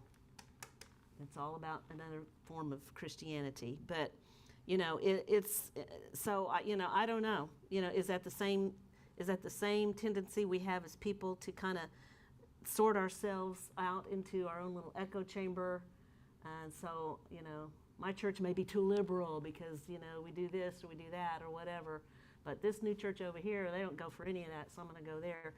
I don't know. It's we as people, we tend to sort ourselves. We put on our own sorting hats, so to speak. So Cindy, right in your wheelhouse, let's go and talk about what's happening and how the decline in community newspapers could be having an impact upon this ability to go in. It's been very dramatic, and part of it is a business issue because of newspapers. Primarily, the history of newspapers in our country is the advertising paid for 60-70% of the cost, and then the subscribers paid the rest. And so that kept subscription prices fairly low, and so you could get your paper for 6 months, maybe for $35, $40 or whatever in some recent history. But because of the decline of advertising in the newspapers, with the internet and all these other things and everything else that advertisers are being presented with, that advertising dollars declined, and so subscription prices had to go up. Well, people don't want to pay. They just don't want to pay for news. And the decline has been dramatic. I mean, when I left the Enid News and Eagle in 2012, I think our circulation at that time was about 15,500, which was decent in that time. When I got back in 2021, 5,500 subscribers. 5,500 subscribers. So with that decline, how do you go and start to have a conversation in the community? If you still have a community newspaper and that newspaper's got at least even one or two people working there, those one or two people have to do a bunch of different things, and they have to go out and engage with their readers and with not just in who they interview and tell stories or getting stories from. Increase their online presence, which they do. In fact, the online presence is much higher for the Enid News and Eagle than the print subscriptions are, but it's still not enough. You have these groups that want to come up with their own little news things and put them on Facebook, whatever people are reading, whatever the social media is that they're drawn to.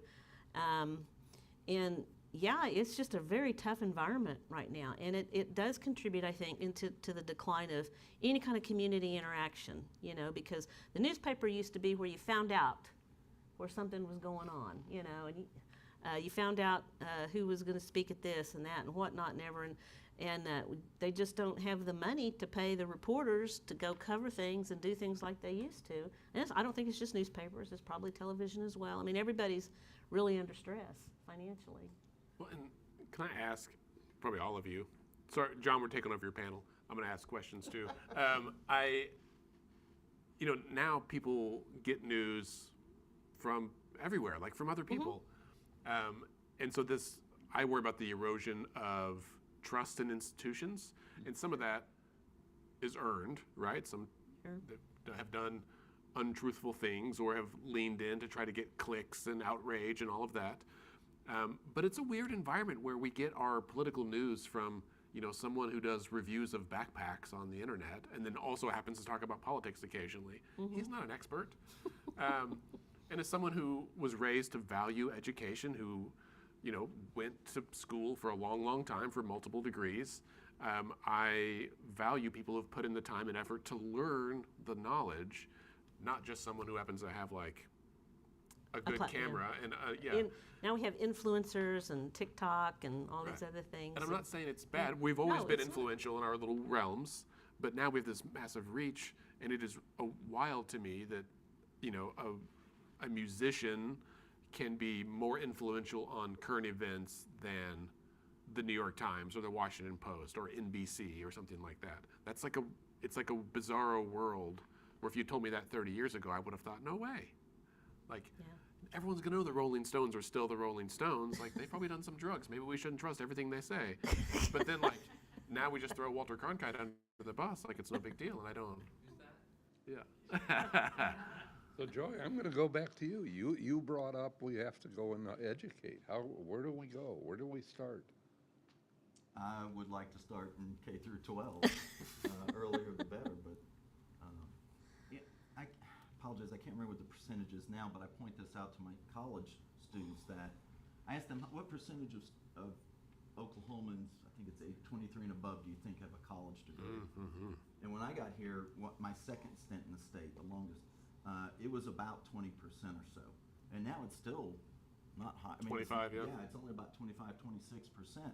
My point being is, well, if you don't learn how to have conversations and deal with real issues in high school, where are you going to learn to do that? Because even in college, I teach our Media and Diverse Society class, one of the sections. I've got 118 students in it, and they are from other majors.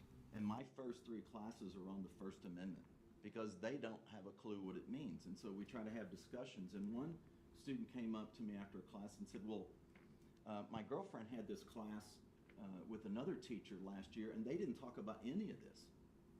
And I said, well, it's in the book, but it's in the back of the book, and I think we need to discuss it now. And so I asked him, so what is the greatest threat to the First Amendment, something we talk about? And he's like, ignorance of it. All right, we don't know it. I said, very good, excellent.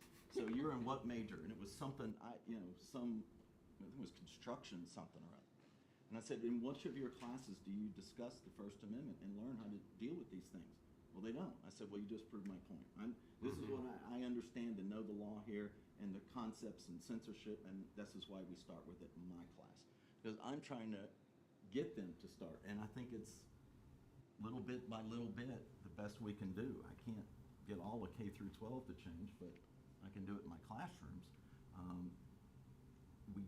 We've changed the State Department of Education. Maybe it will change for good for a while. Maybe we'll be able to get those kind of programs back in more civic education now.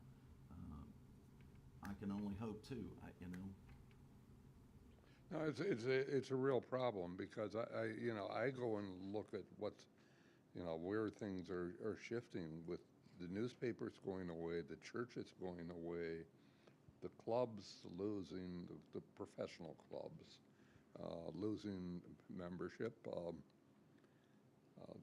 Tulsa Press Club exists, but does it exist? Does it have a restaurant? Does it still have a clubhouse? Or does it have a floor in the building? I don't even know where it's at now anymore. physically. So the Chicago Press Club, closed so many years ago. I can't even think when it closed. You got so many, those organizations that even existed for the press to talk to each other have disappeared. I was the president of the, well, go on from there. Anyway, so the question comes back to where do you think you should start, Cindy, and how? Well, I guess since everybody engages online in some manner, more people who are passionate about what we do and passionate about the First Amendment, passionate about free speech, take up those platforms. There are some out there. There's some good. I sit and scroll through TikTok reels just like everybody else. Do we need a TikTok influencer? You probably do. But the thing is, it's just like anything.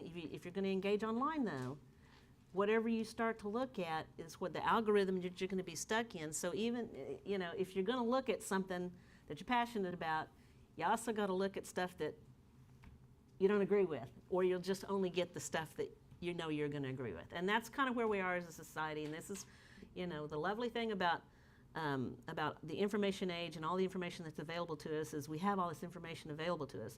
The bad thing about it is our human nature is to tribalize ourselves and to jump into our own little echo chambers, because if you don't want to, you don't have to read, see, or hear anything that disagrees with your own opinion now. That wasn't the way it used to be. You used to be confronted every night, maybe with the 3 news channels or whatever they were, even before the internet, with CNN and Fox or whatever, But now, if you don't, you can just get on your little computer and just hold yourself up in your own little echo chamber and just be happy as a little clam, because everybody agrees with you there. So along this line, so No King's Day, and Yeah. I'm interested in what you think too, because I'm online, deal with a group of 60s radicals from OSU. They fought the university to get radical, controversial speakers on campus, and they went from being, abhorred by the university administration to now being honored for the last few years. And so they are talking about this particular thing about trying, and they want to have civil discourse, but they are really trying to get No King's Day, and I see all this talk about we're going to have a massive one on October 18th across the country again. Is that going to result in more voting, or is it because my choices through closed primaries don't really matter, or is it going to get people involved to get back in a civic organization, or is it one day to just be angry and let everybody know how angry you are with Trump, and that's it? I'd like to think what you know. I mean, I'd like your opinion on it. Yeah, so I'm not a big rally guy. I think rallies are useful for what they are, but I think we have to redefine what they are, and most people don't think about what's the purpose of this rally. They just show up and have a sign and it feels good, right? I view rallies as an opportunity to bring in people who might kind of be interested but on the edges of it. It's a chance to get them more involved. But the rally itself is probably not going to do anything, with the exception of, I don't know, getting 30,000 teachers to walk out of the classroom and go to the state capitol for a week and shut down things, right? Getting a bunch of people to shut down highways, this kind of stuff. And now they've obviously made attempts at working around a legal way to prevent that or suppress it. But large scale, strategic, peaceful demonstrations can be effective. What is also really effective is each of us in our own way doing something more than nothing. The algorithms feed you certain information. The goal of a lot of it is to get you just angry enough for you to click it. And there's a whole science behind this, that the outrage generated by social media is just enough to get you to click or share or feel it and then not actually do anything. It's just that little bit to be oh, I did something. I shared it on my story. Someone else will see it and they'll take action. No, that's not how it works. You have to get up off your ass, go somewhere, stumble into a polling booth on election day for everything, like show up on primary day, even if you think it's not useful, right? Even if you think this won't make a difference. Well, it definitely won't if you don't show up. And then it also has to, we all have a role, I think an honest to God responsibility as Americans, as citizens, to have a very peaceful conversation with our friends and our neighbors about this.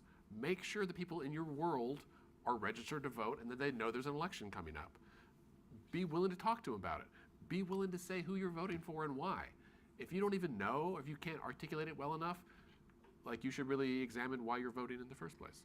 Andy, you've got a lot of experience in this, because one of the things, our lawmakers, particularly on the federal level, are not having their town halls anymore or coming to, doing anything to be accountable to a large-scale public.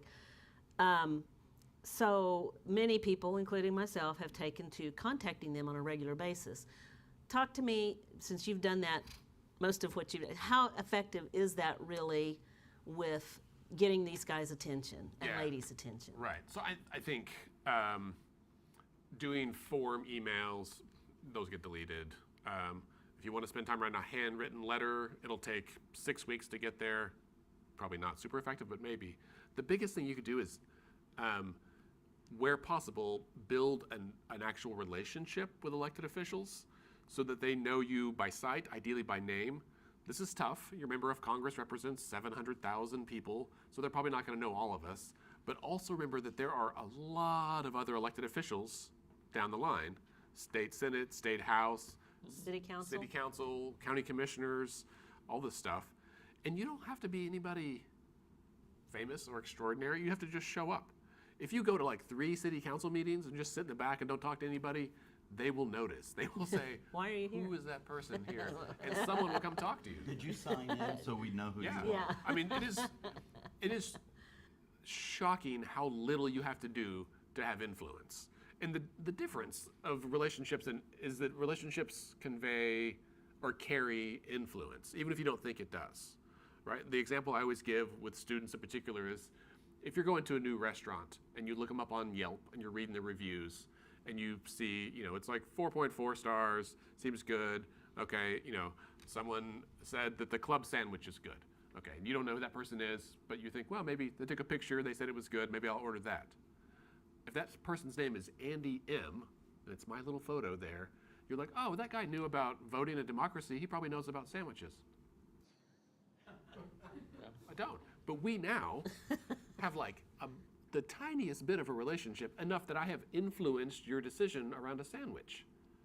That's really all it takes, is like a little bit of a relationship to subtly nudge things. And when we do that at scale, all of us, we go to the state capitol and meet our legislator. Hey, I live in your district. Oh, really? Yeah, I've got a question about this issue. Oh, well, no one ever comes up here. It seems ridiculous, but it's really all it takes. And so right now, when they're all going to start running for office, they are going to be out in the communities, especially down ballot. They're going to be knocking doors. Maybe we'll host a town hall occasionally, but you got to show up. And that is It's true. That is tedious. It's an ask. It takes your time, but like it's so worth it. My bag of money doesn't have to be as big when I go down the ballot, Yeah, right? To right. get Yeah, in the right. door and make a difference. Right. And this, when I started doing this work 10 years ago, I worked in public health. I'm not a wealthy person. My wife's a social worker, and someone told me that 2 things matter in politics: money and influence. And I said, I don't have any money. And I said, I don't have any influence either. He's like, sure you do. Like, you know some people. And I was like, who? He's like, I don't know. Whoever you know, you have influence. You've got friends, you've got colleagues, you've got people. Okay, use that. And it is not as hard as you think to rally people around something good. Like, I'll stop talking after this, but America is having a hope crisis. It feels so hopeless out there. There's a new poll this week from New York Times and Siena College, and political polarization is the #1 concern on Americans' minds right now. Like, we are tired of our country being divided. We want something to believe in. I don't want us to put that hope in one person. Yeah. They can be a savior, but they can flip, right? We've got to put that hope in ourselves, and we've got to come together and find ways to do it. And people are thirsty for that. So 16 years ago, when I moved into my neighborhood, 20 houses, I went trick-or-treating door to door with a glass. I got very well lubricated by the time I finished. All the- But I knew everybody on the block. Since then, across the street, my neighbor died. Next door, my neighbor was put into a home just 2 weeks ago. This neighbor to the left died. The neighbor to the across the street and the one house removed died. And I don't know who my neighbors are. So, who are your neighbors? When was the last time you went around and talked to and introduced yourselves to your neighbors even? In Guthrie, I moved into a neighborhood that we were the third house, and so as it built over 7 years, we had parties, gatherings, and we knew everybody that came in, and yeah, and when I moved into my current neighborhood as a renter, I didn't even see some of my neighbors for a while. Some of them are college students. They're gone in the summer when I first moved in. I know them sort of on both sides, who the neighbors are, but there are people walking around in the neighborhood every night. I should be going out there and talking to them. Go to the It's gym. dogs. They're out there. But this is something small like that. Anyway, thank you. It was a great discussion. It was fun. And a note that was brought up here, I just looked up there, the latest, that's the Reuters, the Reuters,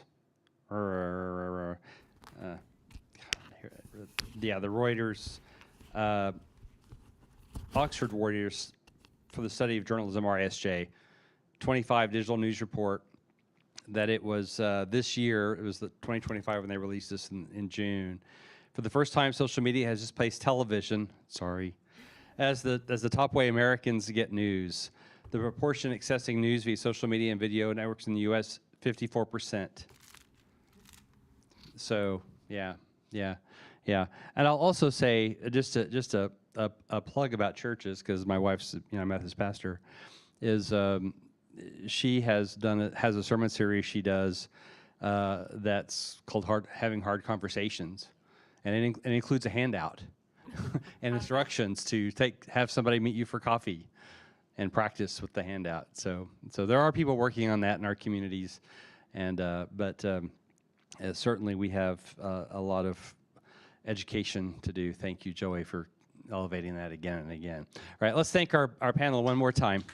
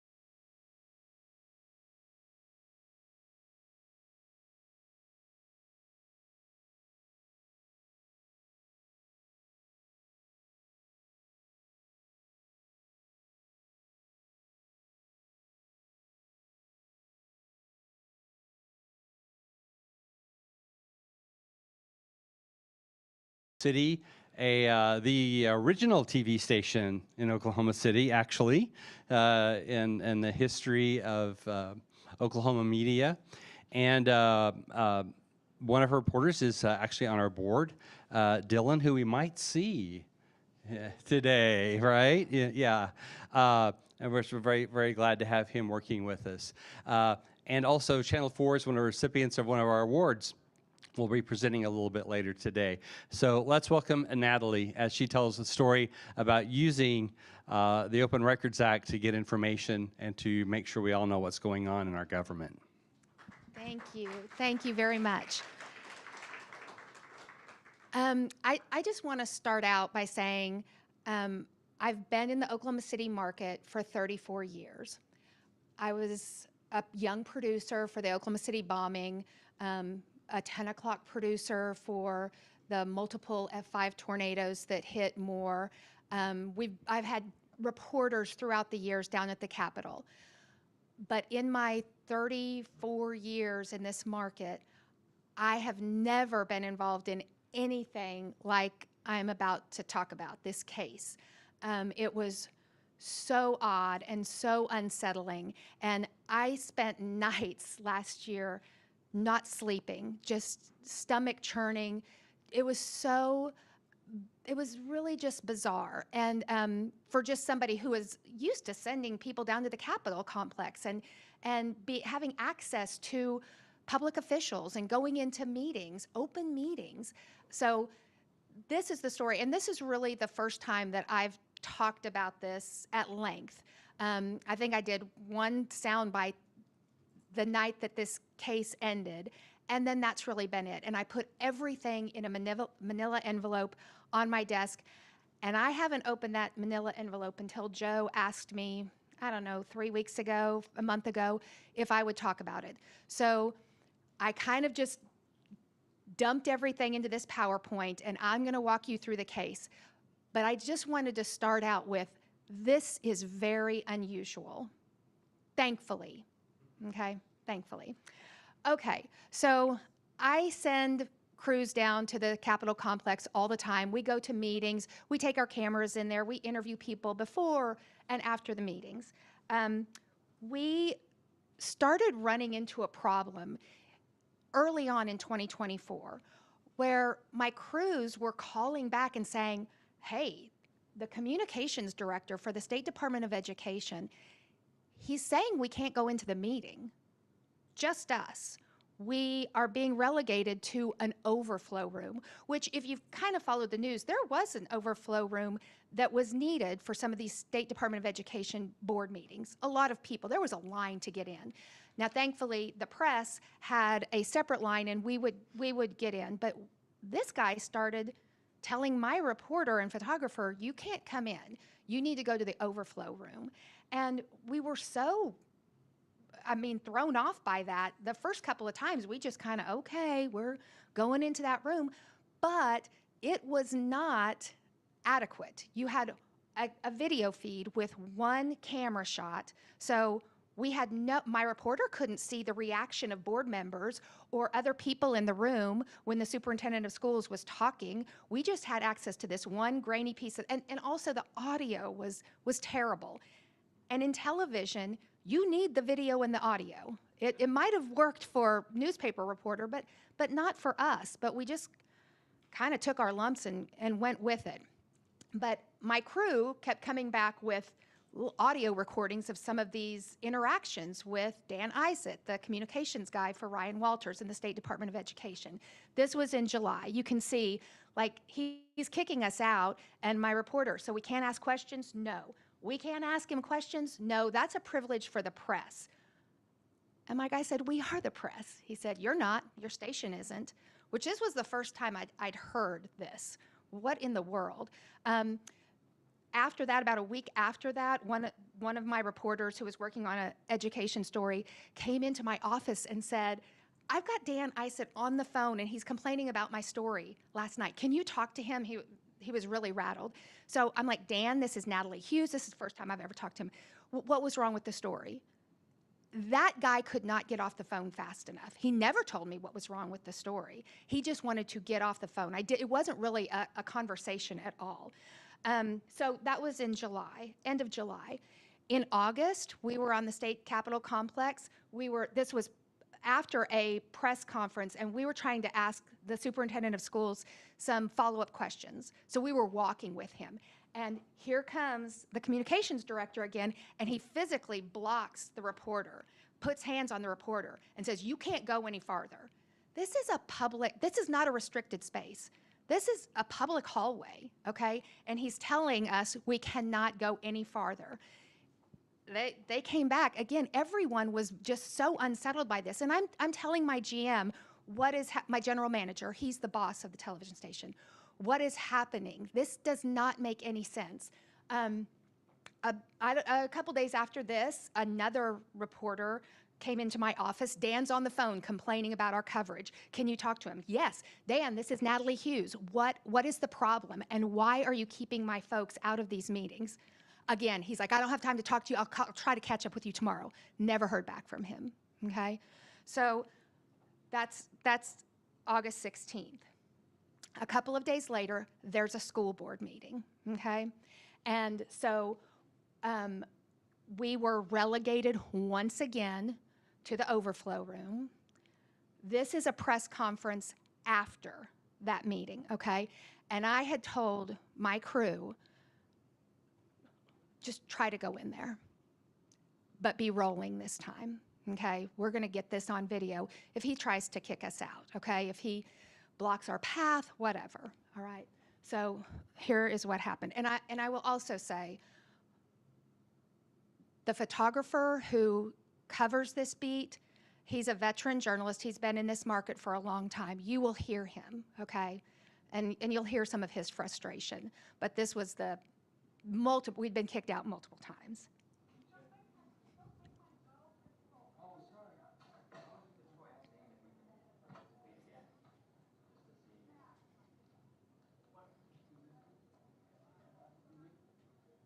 See, we were walking past some troopers. They didn't stop us.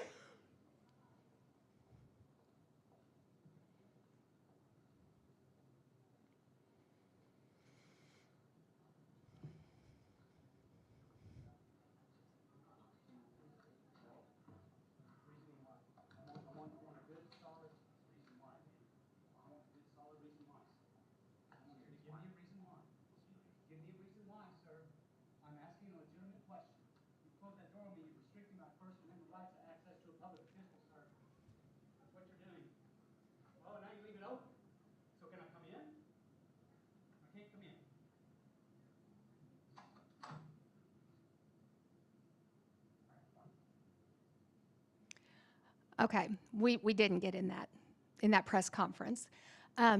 Now, I do want to say, those press conferences still ended up on our air because we had allies, other journalists in Oklahoma City, who said, we're going to give you the video. We're going to make a copy of our video. We're going to provide that to you because we realize this is wrong.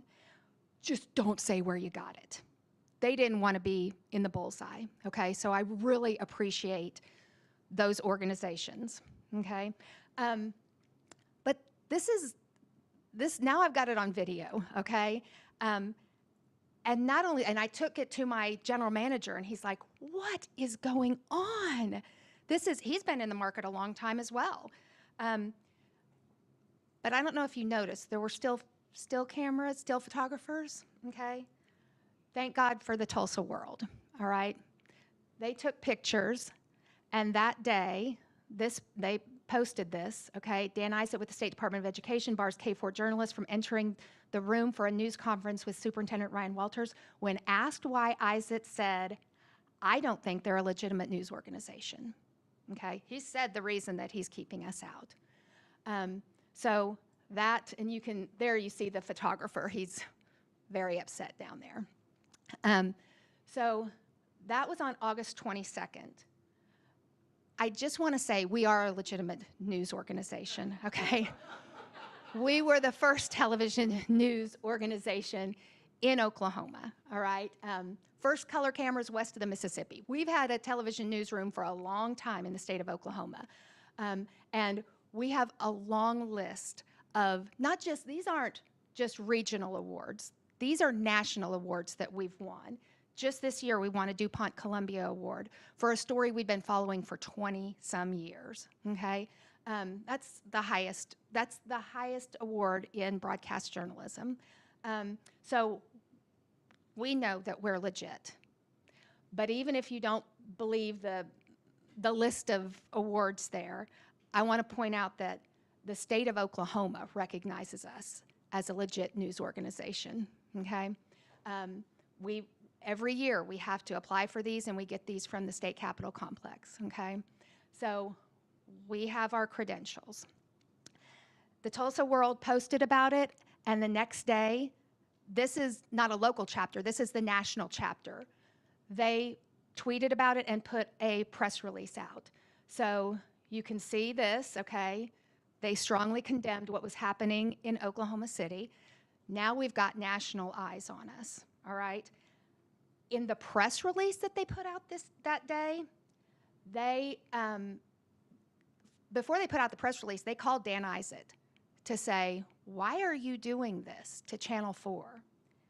And he told them, we will not work with tabloids who consistently editorialize and report false information rather than inform the public, okay? So he's now called us a tabloid. We're not a legitimate news organization. SPJ, they pointed out that it's not in his power to choose who's legitimate and who's not, okay? And this is a blatant violation of press freedom, all right? So, that's what I had been telling my boss. This is a violation of the First Amendment. But what do we do about it, okay? I've talked with Dan very briefly, twice. We've tried to ignore Dan and walk in, okay? He still denied our access. So my boss said, okay, let's all be adults. Let's reach out. We reached out to the office of a very high-ranking Republican in the state of Oklahoma and said, help. Can we all get in a room? Can you help mediate this, okay? Honestly, we're not in for a fight. We just want access to these meetings. Can you help us? And they said, give us 24 hours. We'll get back to you. I think they thought it was going to be like a no big deal. 24 hours later, they called us back and they said, you need to call the Institute for Free Speech, okay? All they do is fight for the First Amendment, and you're going to need to sue. You're going to need to sue the Department of Education and Ryan Walters, which, coming from this high-ranking Republican's office that we thought would be able to fix it, we knew then we're going to have to call them. And nobody wants this. I did not want this.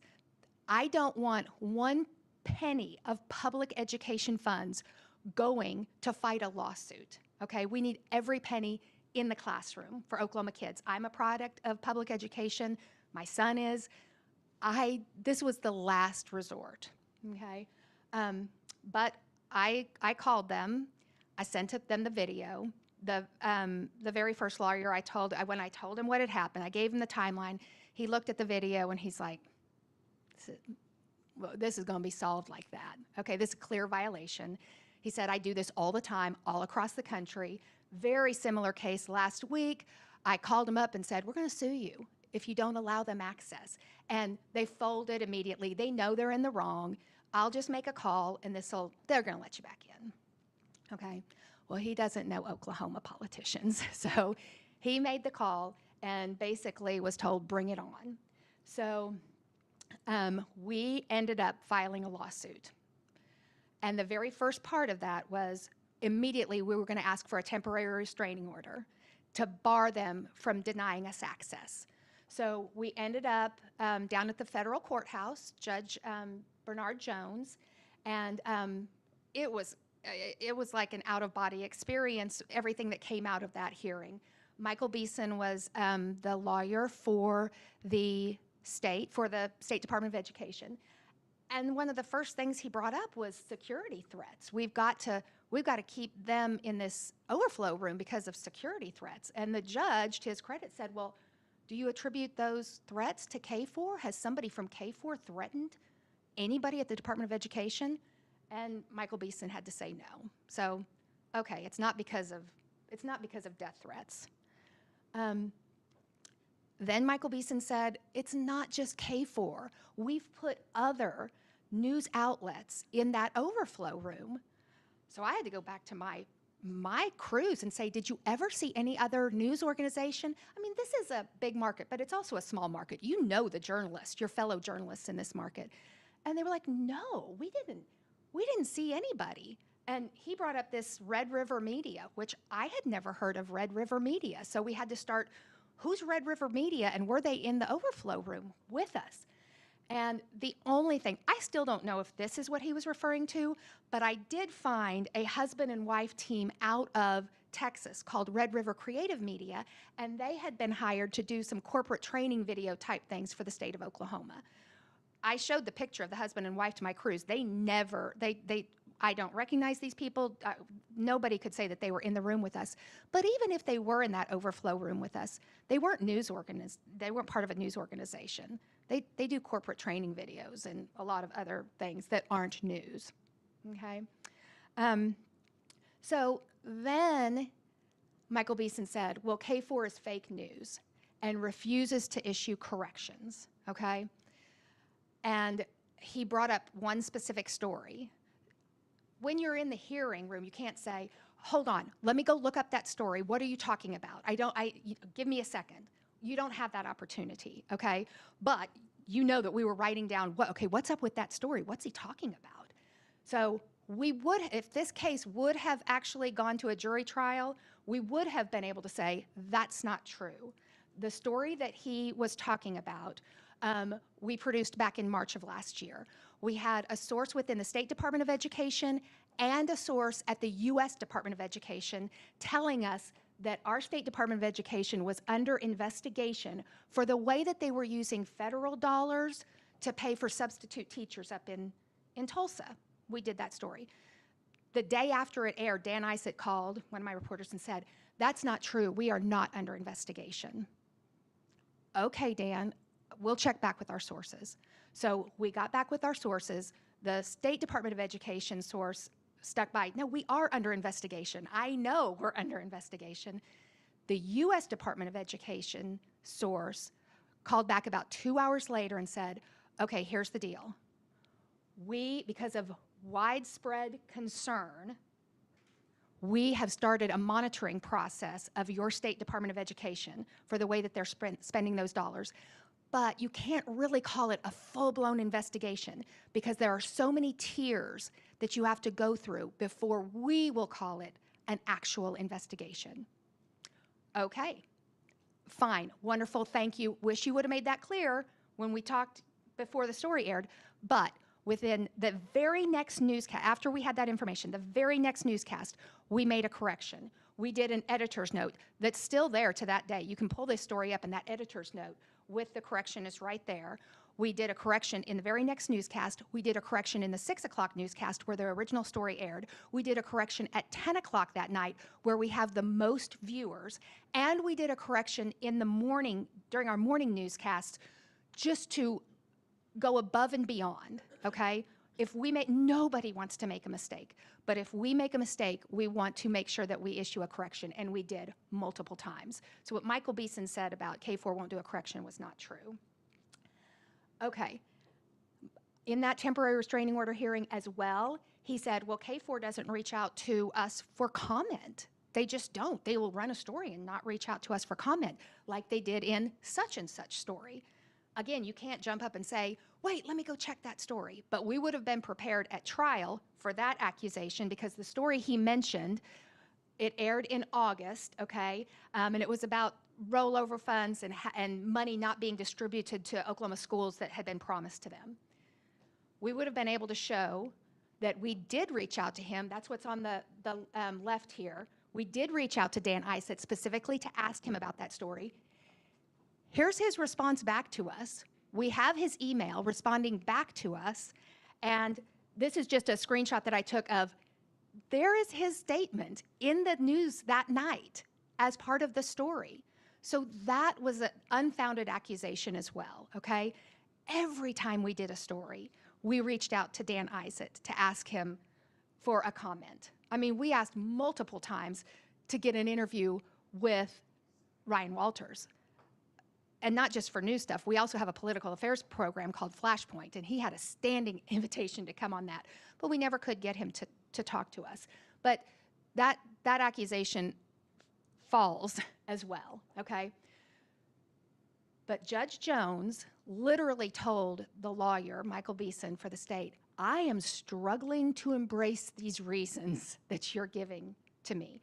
And he also said, in fact, I don't even understand, why are we even here, okay? So we had a pretty good feeling walking out of court that day for the temporary restraining order, the first hurdle to this whole entire thing. And within a couple of hours, later that afternoon, the judge did rule in our favor, okay? And so that temporary restraining order was granted. It barred Dan Isett and OSDE from keeping us out of the board meetings. All of a sudden, we had access again. The follow-up press conferences, even the little press gaggles, they could not keep us away from those, and we were so happy. And we also, just for walking around the Capitol or any of the Capitol complex, Dan Isett was not going to be able to physically block us anymore. So we were relieved. Now we can do our jobs again. The journalists can do their jobs. But for the lawyers and for me and my management team, now we have to start preparing for a December court date. All of this was moving pretty quickly. So we started preparing. And as we were doing that, things started getting very strange. So there was a board meeting that was going to take place November 8th. My team is down there in line with the journalists. We're all just waiting to get in. And Dan Isett came out and in front of all the other journalists, pulled my reporter and photographer out of the line and said, come with me. And he took them into the boardroom and sat them down and said, get comfortable. And then said, can I get you any water? Can I get you any chocolate? And they're kind of freaking out. No. And then he said, if you want to tweet that, that would be fantastic. Which just was so odd. I think he wanted the publicity. He wanted the attention of this fight. But we didn't. In fact, through all of this and all of the filings at the courthouse, we would be seeing news of what was happening in the daily Oklahoman reports, but we were not reporting on it in real time, okay? Because we just didn't want to be the story, as they say. So we were just taking our knocks and working on the case and going forward. Okay, so now we're in depositions, and these were so odd as well. Depositions are always very tense. But here you can see the attorney for the OSDE was asking one of my male reporters, are you married? Yes. What's your wife's first and last name? And he said, well, do I have to give you my wife's first and last name? What does that have to do with the case? Which is what we had been instructed to do by our lawyers, just answer what pertains to the case. And this attorney said, okay, I'll move on, but have you ever used the application Grindr? To which he says no. Now, if you don't know what that is, it's a dating app for gay and bisexual men, okay? So this was just so odd, and I think meant to intimidate or embarrass this reporter. The photographer, during his deposition, the reporter was asking about his wife and extended family members and how do they vote, and just nothing that pertained to this case. So it was just very, very odd. We're rolling along, okay? Now go forward a few weeks, and we're getting closer to this December actual trial date, okay? The State Department of Education had asked for a jury trial, and they did not get that. Judge Jones was going to be the determining factor, okay? So anyway, the OSDE called and said, would K4 settle? And if they would settle, what would they want? Okay, well, all we want our restored access, okay? Restored access also to the RSVP notices to even get in the meeting, which you had to do and they had stopped sending to us. We want to be back on the email distribution list. They had taken K4 off the email distribution list for press releases. We couldn't even know what was going on down there because they wouldn't send us press releases. And we asked for professional behavior specifically from Dan Isett, okay? I asked for that. My attorney said, you're probably not going to get that, but well, okay, well, if we're going to ask for something in a settlement, I would ask for professional behavior. And then payment of our plaintiff's attorney's fees, because the Institute for Free Speech was representing us pro bono, and we also had to have a lawyer here locally, Bob Nealon. I don't know if you guys know him, but he's an excellent First Amendment lawyer. And then we asked for a small monetary payment. I'll get to that in a second. But this is what we asked for, and they said no. We're going to go to trial. So we went through all of the preparations for an actual trial, for a December 11th trial. And this is, again, I'm not used to this. I'm not used to going into court. I'm not used to having to testify, or that this is the sleepless nights. And also trying to keep my team inspired to go out and do this when it's public officials that are trying to hold you back. So the end of 2024 was really grueling. But December 11th, we go down to the federal building, okay? Judge Jones' courtroom. There you see Ryan Walters walking in. We were just everyone was so nervous. We felt pretty good about our case, but you never know how things are going to go, okay? We sat in Judge Jones' courtroom, I'd say for about 45 minutes, waiting for this thing to start. And then our attorneys came in and said, hey, they want to talk about a settlement again. Okay, so we all get up out of the courtroom, and we're taken into this little room, okay, where our attorneys, these three right here, are going back and forth, back and forth. Well, here's what they would want out of a settlement. What would you want out of a settlement? And it just kept going back and forth, back and forth. We wanted these exact same things I told you before. This is what we want, okay? And I don't think any of these things are out of line with the norm, okay? The one thing that they would not agree to, they eventually agreed to all of that. They would not agree to a promise of professional behavior from Dan Isett, okay? What they wanted out of the settlement was that they did not want to have to admit that they violated the First Amendment. They absolutely, that was the hard and fast one for them.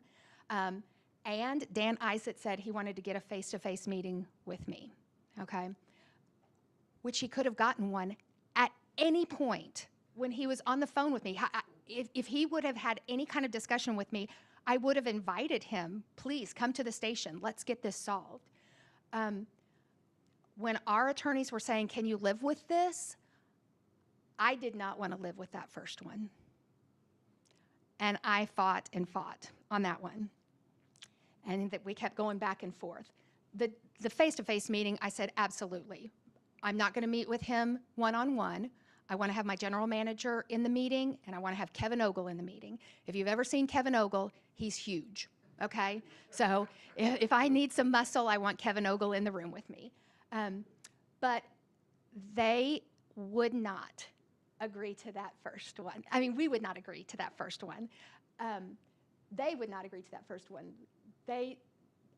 Everybody kept going back and forth, and finally our attorney said, he was standing right in front of me, and he said, Natalie, you are getting everything that's important.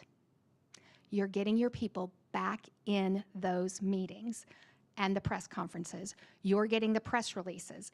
That's what you said you wanted at the beginning, and we've got that. So can you live with it? My general manager was there, and he said, yes, we can live with that.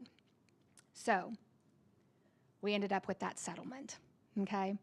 Now I want to jump really quickly to when we eventually, months down the road, had a face-to-face meeting. Dan Isett came to Channel 4. We sat in the news conference room, and he said, well, I just want to start out by saying, and Michael Beeson, his attorney, was with him. He said, I just want to start off by saying, you did not get an admission of a First Amendment violation, which is true. But I looked at my general manager because that was their, we didn't have to admit to any wrongdoing. And I just knew that they would do that. And it was just a knife in the gut. He continued on, but when it was my turn to talk, I said, you are correct. We did not get an admission of a First Amendment violation. But we were all in that courtroom, and we know what the judge thought of your case based on what he said during the temporary restraining order hearing. You would have lost. You would have lost if this thing had actually gone to trial. So that day, the day of the settlement, I mean, it didn't just make news in Oklahoma, it made news across the nation. Everybody could see, I mean, we did a story as well. Here's what we asked for, and here's what we got. We got 98% of what we wanted. So it was a victory for us. My newsroom cheered. Everyone was so happy and so excited. And this is how it was reported across the country and in Oklahoma. And then this, like I said, we weren't doing a bunch of stories as this went on, but this is how we reported it for the 10 o'clock news, or was it 6 o'clock that night. Legal battle that has been playing out for months. That court case involved Channel 4 suing the State Department of Education. Earlier this year, KOR filed a federal suit against State Superintendent Ryan Walters and his communication director because our crews have been barred from covering the public gatherings where the State Board of Education meets. Instead, state officials were relegating the school to an overflow room where seeing and hearing what was happening during the meetings was difficult. News 4's Hunter Elise is in studio to explain today's major development. Jolene and Kevin, what happened today at the federal courthouse is being described as a win for journalism. Going forward, K4 will be able to attend board meetings in the room where they take place. And that's important because restoring our access means you, the viewer, will have a better understanding of what state officials are doing in those meetings. This is a huge victory for journalism.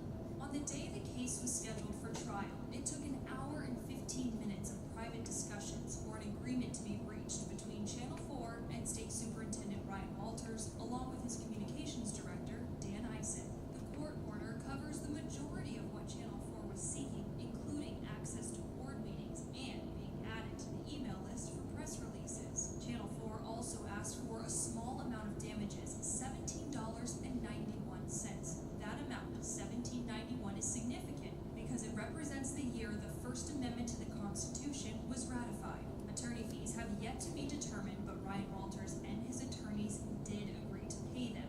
Last month, both Walters and Eisen sat for depositions as lawyers for the Institute for Free Speech asked them about their decision to bar Channel 4 from public meetings. K4's news director Natalie Hughes says OSDE officials repeatedly ignored the Constitution. When you have state officials violating the First Amendment, we really had no choice but to go to the courts. K4's lawyers say the biggest winners in this case are the citizens of Oklahoma. Getting media access to the government is how the people know what's going on. It's a commitment to Oklahomans, K4's general manager Wes Milburn takes seriously.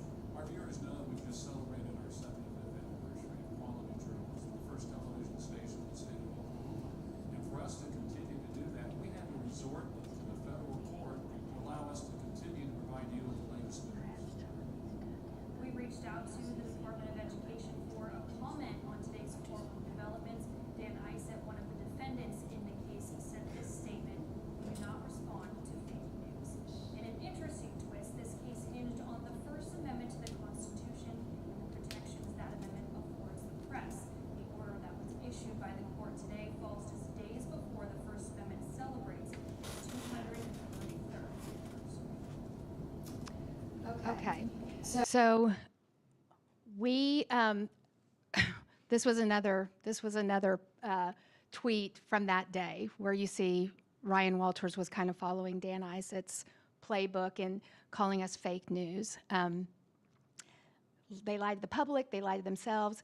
I don't know how he could say we were lying by literally saying what was in the settlement agreement. Okay, there is a federal court order now, a standing federal court order that says they have to allow us in those meetings. How is that fake news?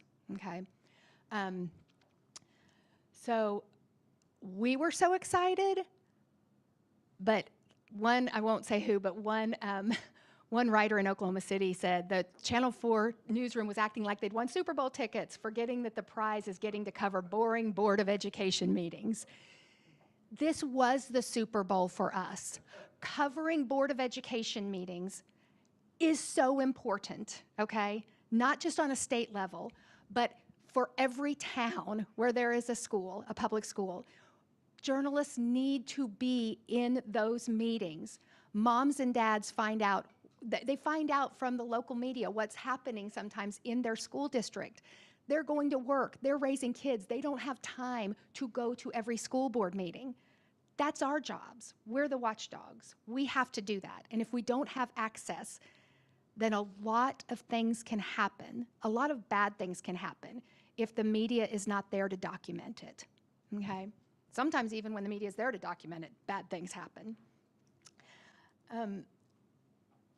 As I said, there's a standing court order, okay, that they have to send us press releases and they have to let us in the things. This is since January. I've had to send 4 emails to the communications director because they keep dropping us off the distribution list for press releases. Now, we get them from other journalists in Oklahoma City who feel our pain. But in January, hi, Dan, there's a standing court order, put us back on the list. Okay, in March, a new communications director, Grace. Then in May, hey, Quentin, and then pretty recently, hey, Madison, there's a standing court order, okay? So the struggle continues with this. But I want to go back to this. We had to press them. Our attorneys had to press them to get this check for $17.91. I know it was hard to hear that story, but we asked for this because $17.91 is when the First Amendment to the Constitution was ratified, okay? It's symbolic. I don't feel bad about taking this $17.91. In fact, we didn't even cash it. It is still sitting on my desk, and it is eventually going to end up framed and in our newsroom, okay, along with the court order. Here's the painful part. This is the painful part. The attorney's fees. Somebody's going to pay for that court case, and it's the taxpayers of Oklahoma. So these weren't local lawyers. There was one local lawyer, but when you have to hire the big guns, the Institute for Free Speech, and they have to make multiple trips to Oklahoma for meetings with us, for depositions, it adds up. It starts adding up. So Judge Jones asked them to come up with flight receipts, meals, everything, hotel accommodations, their time, what they get paid for per hour, and it was $376,000, okay? Now, of course, the Department of Education said, we're not paying that. We've got to come to some agreement, okay? And the judge looked at everything and said, okay, we're going to bring that down to $170,000. But it's still $170,000 that should be spent in Oklahoma classrooms. So if you just think, well, public officials, you know, sometimes they get puffed up and they just want to scrap with the media. These kind of cases where they violate the First Amendment end up in court, and the taxpayers always lose. No matter who wins, the taxpayers end up paying for this stuff. And it's ridiculous. Our public schools in Oklahoma need every penny they can get. So this was so unnecessary. I wish none of this would have happened. This, like I said, this is the painful part, the part that I really, it's hard to stomach, okay? But going back to the Code of Ethics, this is why it was important to do it, all right? If they would have gotten away with kicking my folks out, they would have eventually kicked out, I don't know, that maybe they didn't like the Oklahoman at one point. Maybe they don't like Fox 23. We don't like, we saw a report on Channel 9, you're not coming in here either. If you allow this to happen, they're going to be emboldened by it.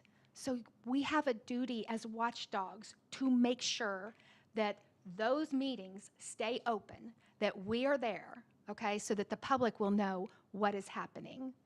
And I threw this in here at the end because in Channel 4, we have multiple conference rooms. This is the news conference room, but we don't call it the news conference room. We call it the Liberty Room.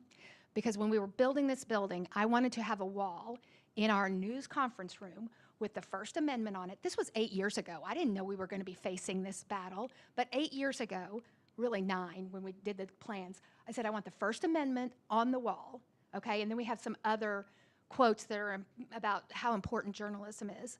But I want my team, we meet in there twice a day, once at 9 a.m. to decide what we're going to do for the day. Everybody does their story pitches. At 2 o'clock, we're back in there. How are the stories going? Do we need to redirect? Who did we not speak to? Who can we get? So twice a day, my journalists, some of whom are very young, they sit in that room. And I wanted them to stare at that First Amendment and those other quotes to be reminded of how important our jobs are. They are crucial to a functioning democracy. This is a very hard business to get into now. Being a journalist, doesn't matter print, digital, television, radio, it is so difficult because you have very important people at high levels telling the public that we are the enemy of the public, and we are not. We stand with the public to make sure the public is informed so that we can have a functioning democracy. I tell my folks all the time, this is a noble profession. It's a thankless profession. It doesn't pay a lot. But when you put your head on a pillow at night, you know you've done something important. So you're all welcome to come by Channel 4 and see the Liberty Room at some point. I'm very proud of it, okay? And that is the fight, okay? And that's the first time I've talked about it at length. I'm glad it was at this venue. I think that this is very important. I hope you guys continue to have these seminars and bring people in, because if we're not waging this fight, they're gonna walk all over us, okay? And so we just have to do it. We have to support each other like those other media organizations that were supporting us, giving us information, notes, video. That's the only way that we'll survive, is if we stand together. We're not competitors when it comes to journalism and ensuring democracy. We're all on the same team. There you go.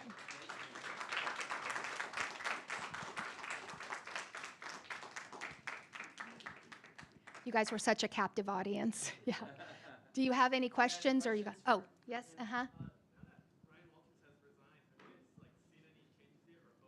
Back at KFI?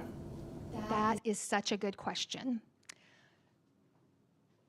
The new superintendent has the exact same, the very last lady that I emailed saying, Madison, you've got to put us back on the list. He still has, she's still down there in that position, and he's brought in somebody else, okay?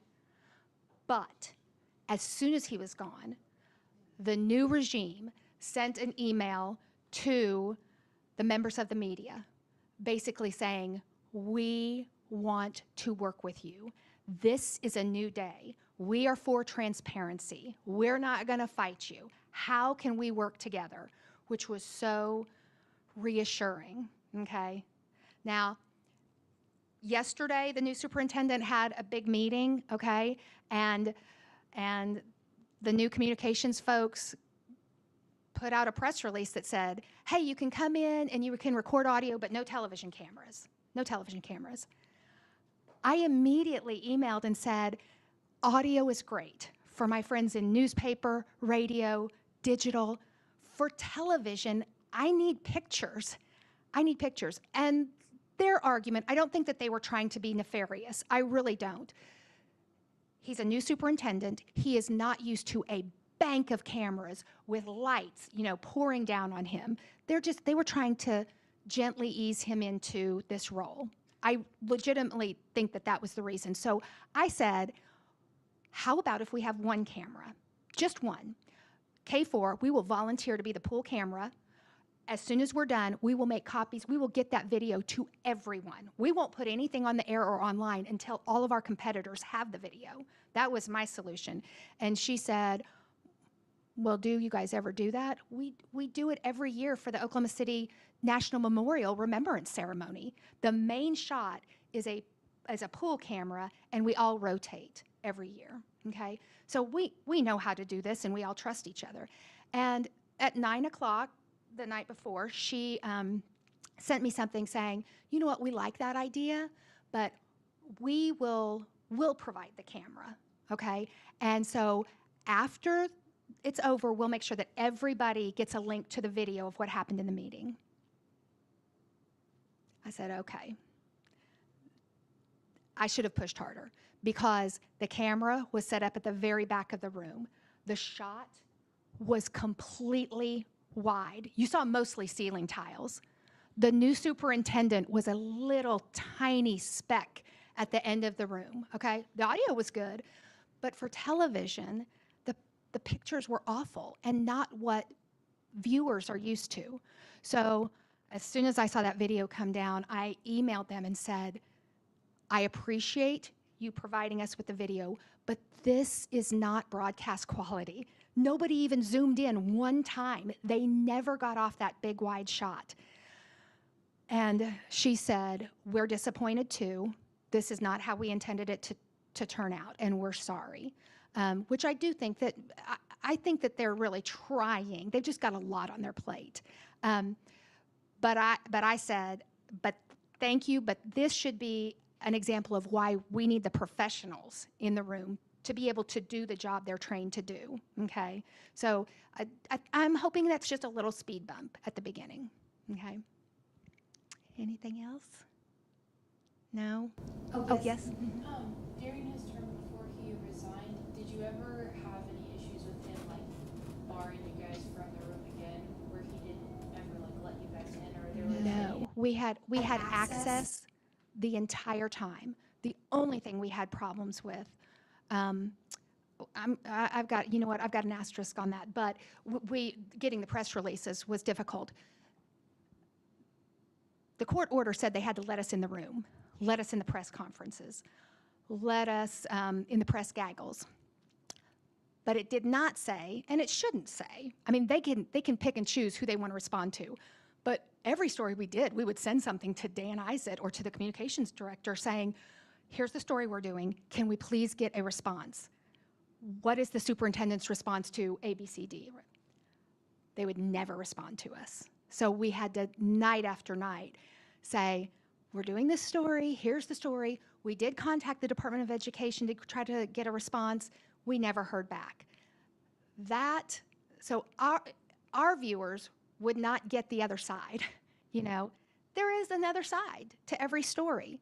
They weren't getting the other side because OSD would not provide the other side.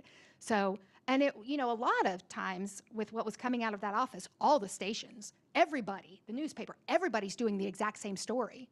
The exact same story. We're all reporting on it. We're trying to get different angles of, but the same exact event. Well, so you would see that Dan would respond on one of my competitors or give a response to the Oklahoman.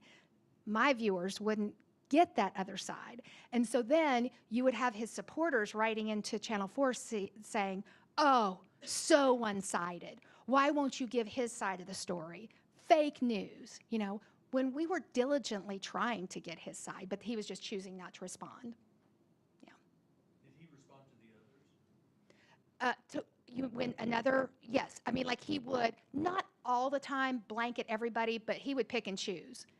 The Oklahoman, Channel 5, he did really respond to Channel 5 a lot. They would have him on multiple times for interviews in their dayside programs, long-form interviews, where he was kind of able to come and say what was going on down at the Department of Education. Yeah. Impacted the newsroom, and do you think that with a public figure like Ryan Walters talking down on your station, did that affect your credibility moving forward? I think that he has I think he has a lot of supporters who absolutely believe we had it in for him. They do not think that we're a legitimate news organization, and I don't think there's anything we can do to get those viewers back. We try every day. As for how it affected my team, when you're at a press conference and you're asking a question and Ryan Walters, in front of all of your colleagues, goes, oh, Channel 4 and fake news, just keep asking your fake questions, you guys. It's demoralizing, you know, to some journalists. About 25% of my staff was like, oh, this is just agonizing. And the others who have been around a long time were like that guy. What are you doing barring my access, my photographer? You know, they were ready to, they wondered why we didn't sue when it happened the first time, okay? Because they've been around the block and they know if you let them kick you, they're just going to keep kicking. So I did have a lot of journalists who were ready to sue the first time it happened. But the decision to sue a state agency, you really have to, my boss, the company I work for, I mean, when he called us fake news repeatedly in one of those press conferences, that ended up all over social media. So at a corporate level, they're seeing that and going, what's going on over at K4? What's happening down there? Why is this state superintendent calling you guys fake news? You know, they needed to ask, what are you doing down there? To which I sent them immediately clip after clip after clip after clip of Ryan Walters in national media appearances calling, he's called our governor fake. You know, it's fake is his favorite thing. So I was able to send them like 20 examples of him calling other news organizations or other people fake and just kind of showing him that's his MO. Yeah. Okay? Yes, thank you very much, you guys. Thank you.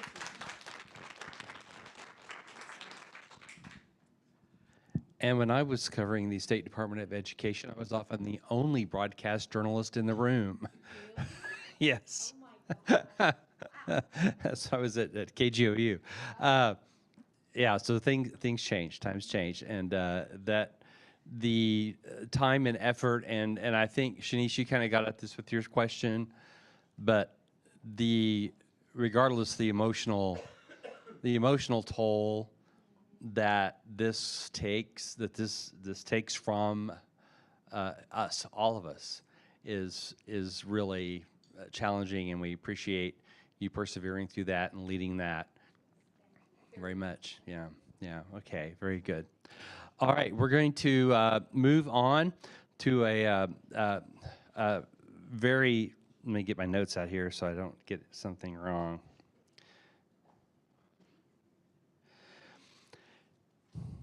Yeah, so we're going to do our awards here in just a minute. Before we do that, I want to be sure everybody knows that we have a reception at the Nye Center.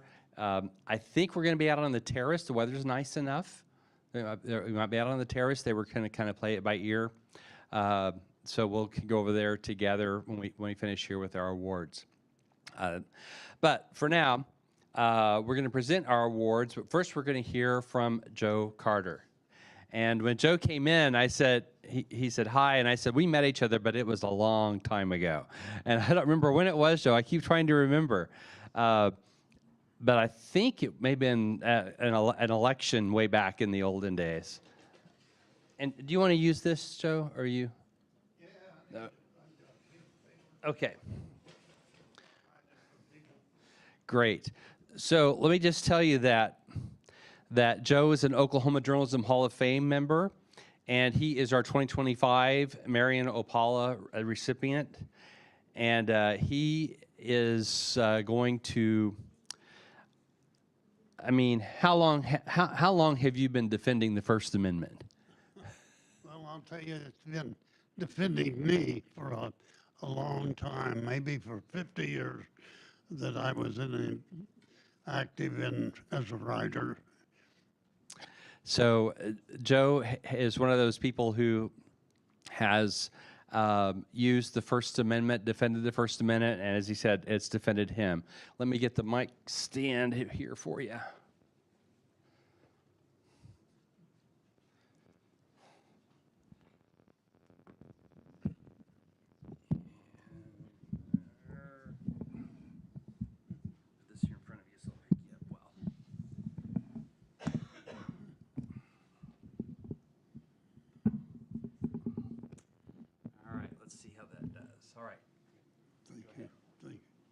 You know, first I'd like to acknowledge that our daughter just showed up here, And our brother here is Paul Lefevre. He's a very famous lawyer here in town.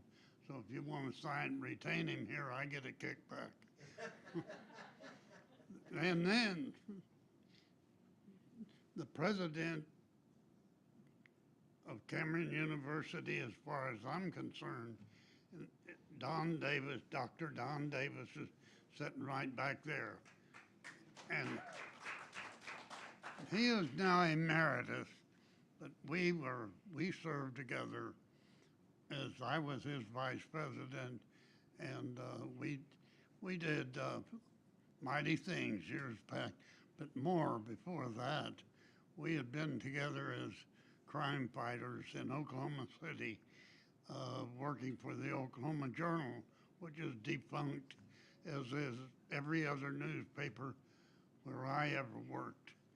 And so Don and I fought crime, and we didn't commit any, I don't think, did we? We tried not to. On with my speech, but thanks for coming. Is that my son? That's my son. That's Dr. Joe Carter. Sorry, the light's in my eyes. He is and my daughter there. Well, I'm so flattered to see you guys come in. Thank you. Terry and Joe live in Norman, and he has Oklahoma Equine Hospital, and he works on horses, and he's left a horse show down in Fort Worth to come up here.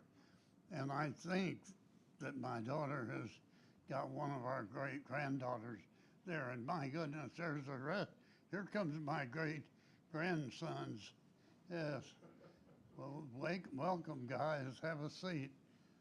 We'll fill this up if you see all of my relatives.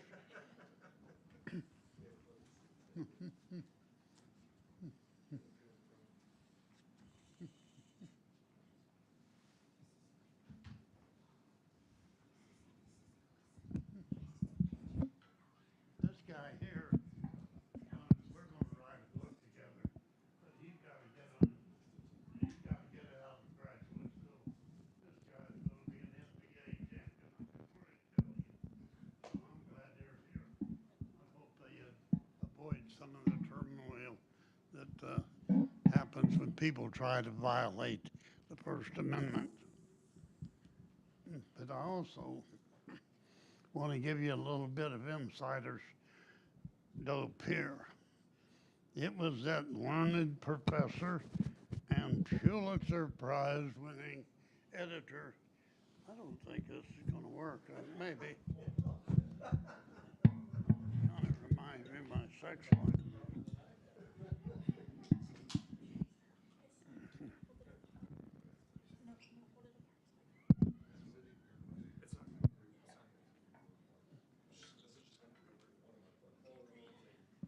Can you hear me back there well enough without this? No? Sorry, we're fixing it, sir. Thank you. Of course.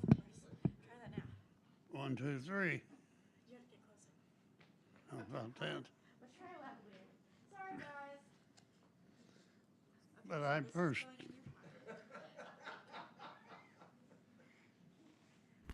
In your pocket. We got plenty of water. Guy.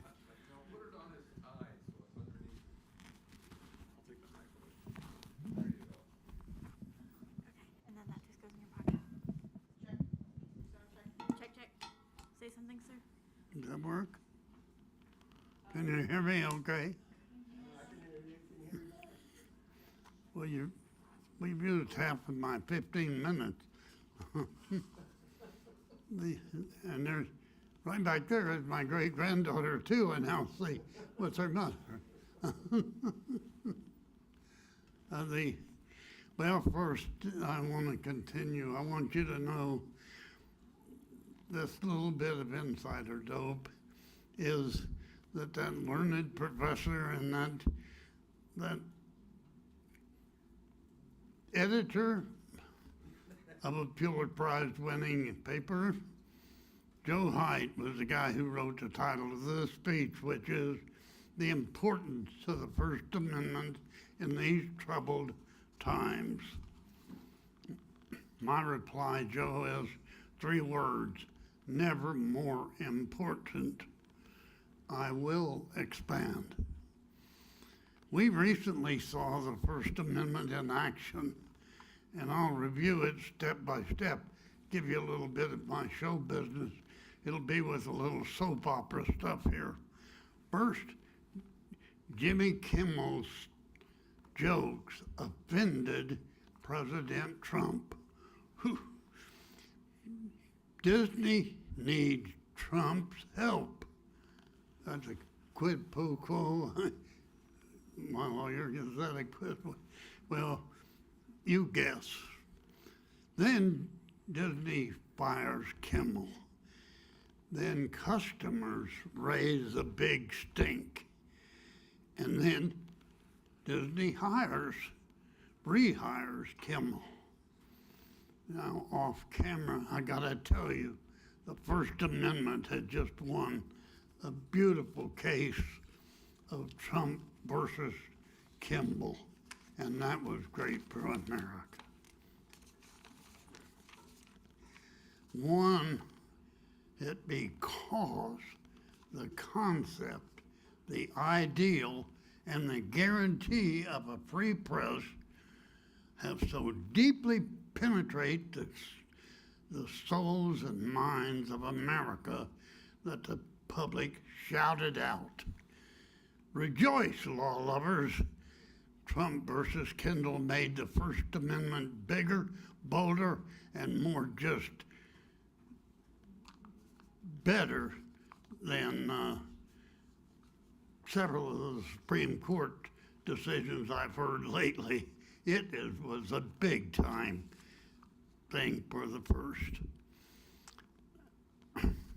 I gotta tell you, in my half century in journalism, in government, and as a writer, freedom of the press was my personal protector. When I was smuggled into 2 prisons on journalistic assignments, the First Amendment was the only shield I had. I got in, I got out. When I covered the assassination of President Kennedy, the free press was a big tool. We live by it. It protects us personally and legally. I want to add this compliment.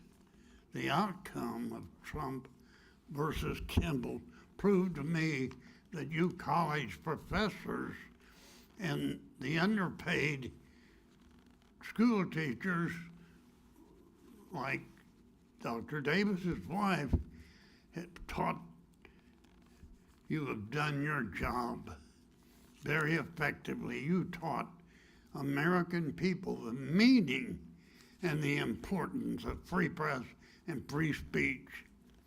Thank you. Hence, I'm really honored, and I'm humbly grateful and highly challenged to relate my views on the First Amendment on this all-American college campus.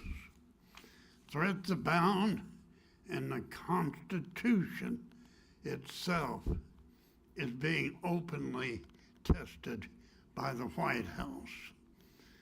Professor Haidt was spot on when he assigned me the staggering task of addressing the importance of the First Amendment in these troubled times. Beyond Jimmy Kimmel, in electionary months ahead, voters will test America's loyalty to free press, and speech. Hopefully, the public will dig past the rhetoric, study the issues, and nail down where all candidates stand on the First Amendment. Let's make the First Amendment a major issue in next year's midterm elections and onward. Unfortunately, The purity of the First Amendment has been sullied by an outbreak of lies and liars. As defenders, can we legally outlaw the fundamental right to lie? I say no. However, I can quote Dr. Don Davis's ball cap that says, "Make lying wrong again." Why don't you have your hat on, Don? On the more hopeful side, thinkers in Congress have a pending bill designed to strengthen the First Amendment. The title is No Political Enemies Act, called Nope, Nope. It is fashioned after the Oklahoma Citizen Participation Act that became law in 1914 and was amended in 2024. Said 2014 and 2024. Nope would be a federal law that would extend protection from political enemies federally and nationally. Unfortunately, the pending bill now has only Democrat backers. I ask, what have congressional Republicans got to hide, or who to protect? I do not know. I know that the issue deserves bipartisan debate and support, and it was passed in Oklahoma by a Republican-controlled legislature. Don Davis told me.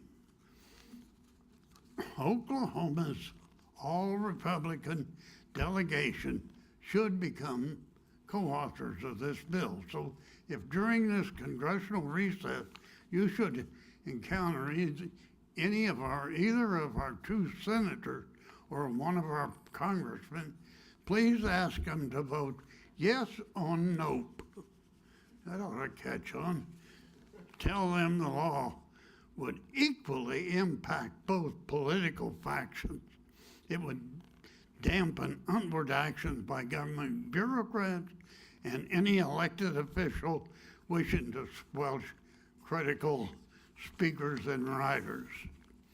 I can testify that even with the First Amendment protection, attacks by government dudes can be damaging and cost huge legal expenses for victims.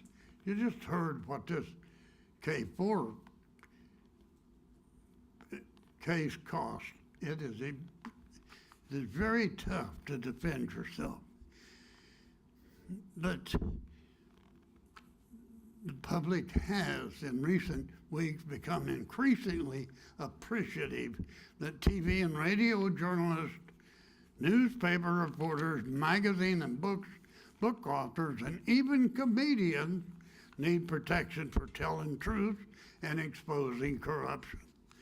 This is demonstrated by the genius of this gathering on the campus of the University of Central Oklahoma.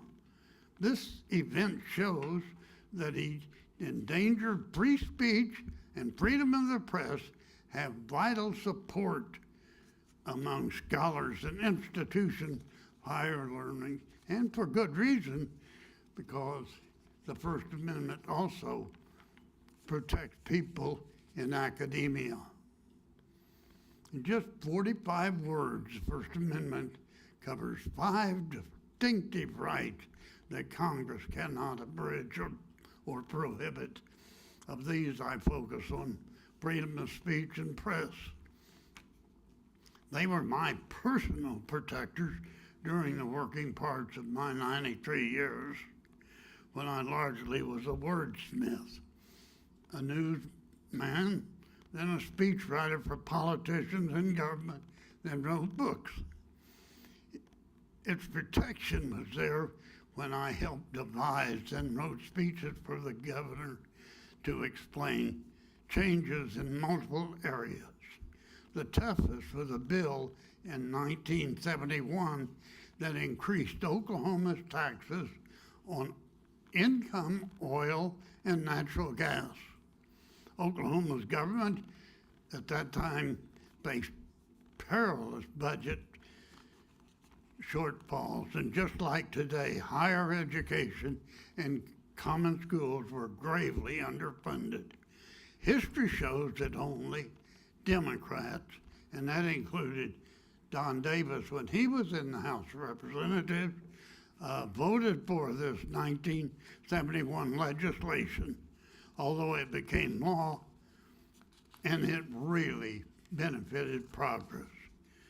Yet, some rich folks were opposed.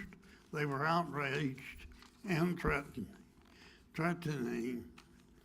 The bill, I gotta tell you, even ended tax exemptions on Oklahoma corporations, dividends that were prized by those who could choose whether to take dividends or salaries.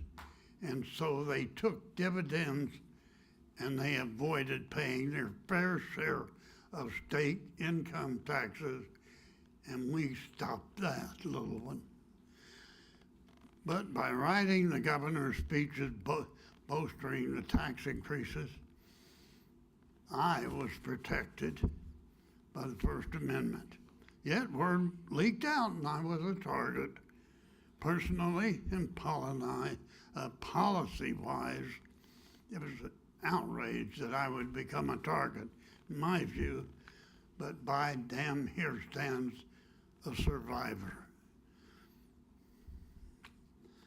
Worse than my case were the assassinations of that opinionated pundit, Charlie Kirk, and the 1963 murder of President John Kennedy.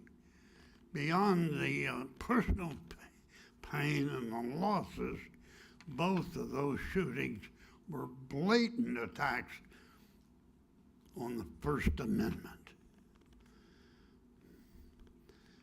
I say bullets are the worst way to oppose the First Amendment. Another tactic has been headlined as challenging dissent bit by bit. A recent New York Times story told how a life-threatened Chinese investigative news reporter had fled into exile for safety. It was a dreadful story, but a wondrous headline saying, challenging dissent bit by bit. Daily attacks by the anti-woke agenda crowd is an example of silencing free speech bit by bit. Dreadfully, but apparently, the woke debate just led to the resignation of the president of Texas A&M. And I ask, how many liberal art professors feel the anti-woke pressure bit by bit? On the OCU campus, revoking funds to print the student newspaper raised my First Amendment antenna. Ending the printed page budget of the beast, in my view, was an act of slashing an important teaching media bit by bit. And I was among journalists who protested. In that context, I now had my Big Seven list of threats to the First Amendment in these troubled times. First, attacking intellectual and academic freedom under the manufactured term of woke. Two, firing comedians who poke fun and joke about thin-skinned politicians. Three, cutting budgets of newspapers and broadcast news. Four, firing government employees who don't worship the leader. You can interpret that by what I'm sure the 5 sacking college presidents who disagree about woke. How outrageous. Assassinating or shooting politicians in public, and please spare me, but 7, allowing non-journalist media owners to censor the work of professional journalists. There are other enemies of the Bill of Rights and the Constitution. Imperative it is that the First Amendment of America's Bill of Rights must be protected publicly and boosted with the No Political Enemies Act called NOPE.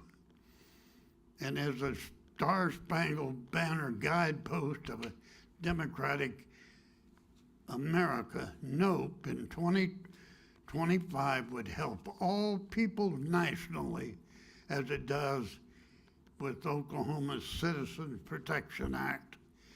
Finally, in these troubled times, we call on journalists, educators, and the general public to breathe new life into the fight for America's Bill of Rights. Folks, we cannot expect late-night comedians to save free speech alone. Thank you.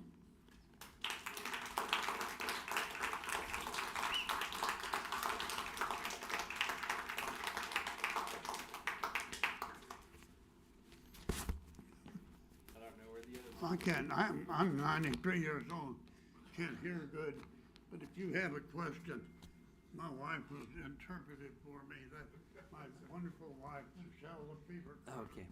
The brains behind this operation. Any questions? A pretty face. Any questions? All right. Thank you so much. That means I got a good speech.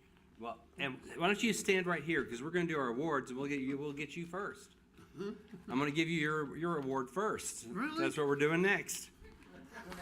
Could I get my family to come up here with me? Yeah, let's get you first, and then we'll. Well, now tell them what the awards are.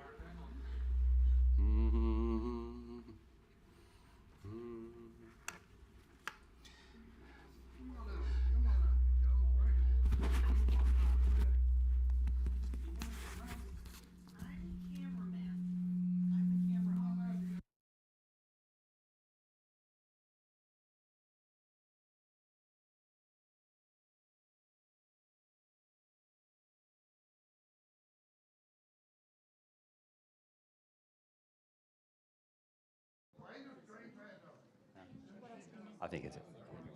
Okay, I turn that off. Okay, perfect. Thank you. All right. So I didn't bring my committee list, but we had a committee. Joe Haidt chairs it. Brianna Bailey, our FOI Oklahoma president, was on there, along with Bill Hickman. It's on there. I'm trying to remember who else. But we give out several awards, and this is one that is called the Marian Opala Award. It's named after the late Supreme Court Justice Marian Opala, who was a giant on the bench in so many ways. And this award recognizes individuals who have promoted education about or protection of the individual rights guaranteed by the First Amendment. And you certainly could tell by Joe's presentation that he certainly has done that and continues to do that.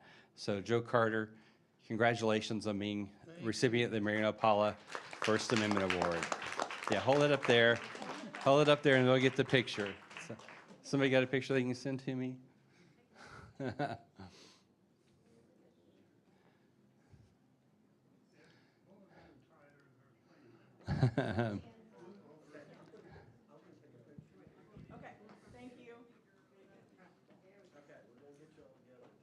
Yep, because I got to do that too.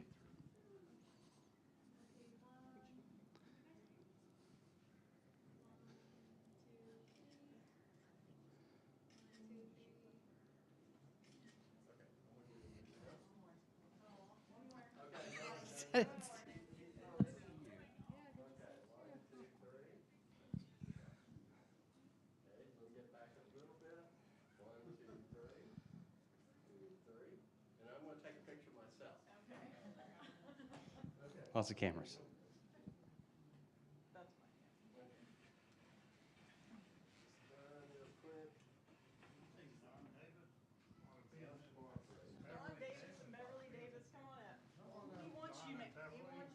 Okay, ready? 1, 2, 3. 1, 2, 3. Okay. There's a lot of. Come on, Don. Come on. Okay, you sure? Okay.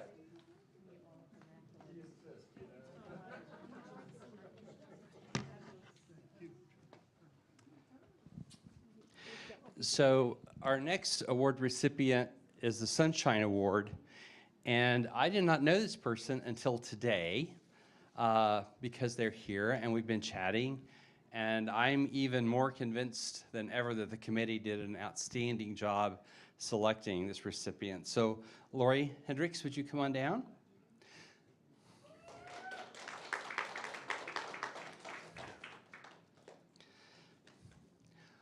Lori Hendricks is the county clerk in Wagner County in eastern Oklahoma.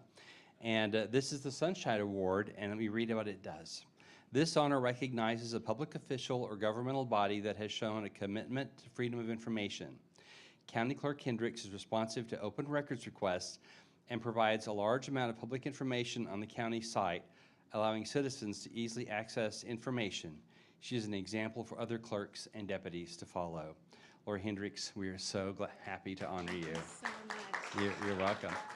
And when, yeah, just get her. Oh, okay. Okay, 1, 2, 3. 1, 2, 3. Okay. And we were, as we were talking earlier, Lori was commenting on that when the Oklahoma Governor Kevin Stitt made the big pronouncement about putting the state spending online, their expenses online and stuff. How many years had you been doing it? 7, 10? She was doing it 10 years before that in Wagner County. So, and she puts meetings, not just the minutes, but she actually puts the recordings of the meetings online so citizens can listen in and figure out what's going on, and just has a real commitment to openness and transparency in government. All right, our Ben Blackstock Award winner left, but the Blackstock family is going to deliver this, so come on up since you all are going to deliver this. And this award is honored to KFOR TV. Natalie had to get back to the newsroom, as happens in that business. And this is named for retired Oklahoma Press Association Executive Director Ben Blackstock. This award recognizes a non-governmental person or organization that has shown a commitment to freedom of information. KFOR TV is a worthy recognition for successfully fighting to protect the rights of journalists to attend open meetings and hold public officials accountable. Thank you. We are so honored to give this award in Ben's name and to KFOR for all their work. And they'll be delivering, oh yeah, sorry. We're delivering it to Natalie at 10 o'clock tomorrow morning. Yeah. Yeah, so she'll get it tomorrow morning.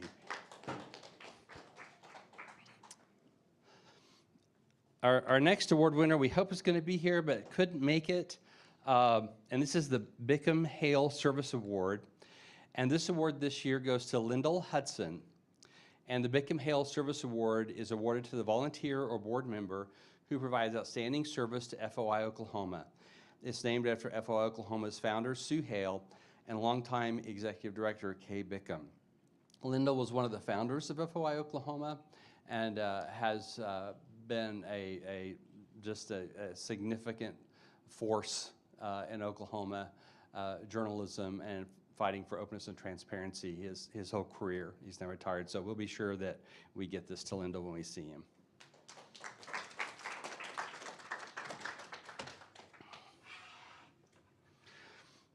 And the awards committee gave a special commendation, which they will do sometimes. And this is awarded to the retired Edmonds School Board Superintendent Angela Grinwald and the Edmonds School Board. And you can kind of correlate this award with what we heard earlier from Natalie and KFOR. This special commendation is awarded for upholding the First Amendment in the face of significant threats and bullying tactics. Their action encourages other public officials and entities to show the courage of recipients to take stands against those who seek to repress First Amendment rights. I know that you can talk to one of our committee people, or we can share some more information about that process and what they did if you would like. So again, special commendation to the Edmond School Board and the retired superintendent, Angela Grunwald. By the way, Kurt, that was, they tried to, this was the superintendent's office trying to ban 2 books Yeah, from yeah, the Edmond my life. School District, and they stood up against those bans, and won in court over the state. Yeah. Yeah. So they did. So we do have a reception that starts at 5. That's 25 minutes-ish. I'm not sure how the Nice Center works in terms of, you got to be there right at 5 or you're not. I don't know. I think they'll probably already have it ready. Kind of ready for us. Probably going over there if you want to. Okay. All right, we can do that. So you are all welcome to the Nice Center. There will be some hors d'oeuvre treats and non-alcoholic beverages, a variety of those. So I hope you can come over and hang out and chat, and especially with our award winners that are here with us, and we can discuss what FY Oklahoma does and get to know each other better. So thank you all for being here today, and appreciate especially Shanice. Shanice, I've got one more thing. Come here, I got one more thing. One more thing. She's asking me, Mr. Carter, is there anything you need? Are you okay? Everything all right? Everything good? So the students at UCO put on a Media Ethics Day the day before this event, and then they offer to help us at this event. I cannot tell you how amazing this young person is. Thank you. She is, if you're looking to hire somebody, because you're graduating soon, right? I can highly recommend. In fact, if I had an opening at my place, I would be hiring Shanice. Because she is, of the many attributes in our short time working with each other, I've come to appreciate the number one, which as a person who supervises people, is just so wonderful, is Shanice is responsive to communication. And when you ask her to do something, guess what? She does it. I know it. So thank you from the bottom of my heart. And all our other students, our tech folks especially, for solving our problems at the last minute, and the University of Central Oklahoma and the communications staff for having us here today. We really appreciate you all, and we'll see you at the Nice Center.